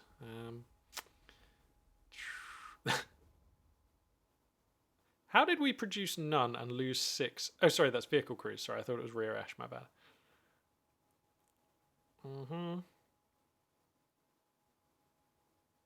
Where's the mortar half track? Oh yeah, look at that mortar half track. That is a stack of damage for one mortar half track to be getting. That's pretty good. Yeah, wow. There we go. So there we have it. What a day of games it's been. Company of Heroes 2 continuing to deliver quality entertainment. I know games don't always look that close, but I'm always glad when they do. It's been a very interesting clutch of games today, to be sure. Unfortunately, as I said, the Command & Conquer Remastered package is not available to play, so we'll be streaming that next Monday. I would love to stream it over the weekend, really I would. I've been looking forward to it for a long time, but I do. My time at the weekend is already taken. So it'll be Monday for the Command & Conquer Remastered package. I'm looking forward to seeing exactly what they've done with that and having some fun there.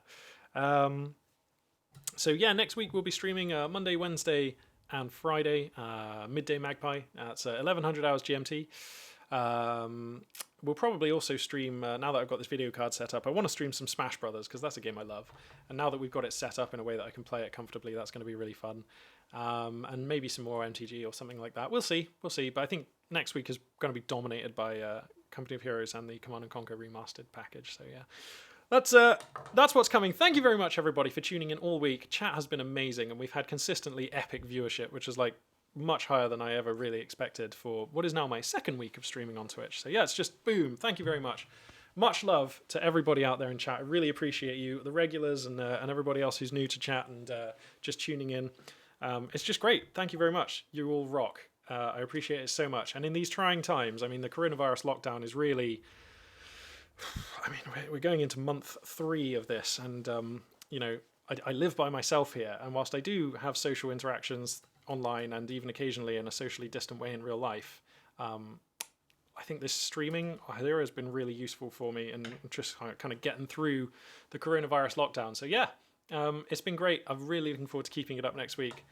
One last thank you again to everybody for tuning in, and this for now, Magpie 842 signing out.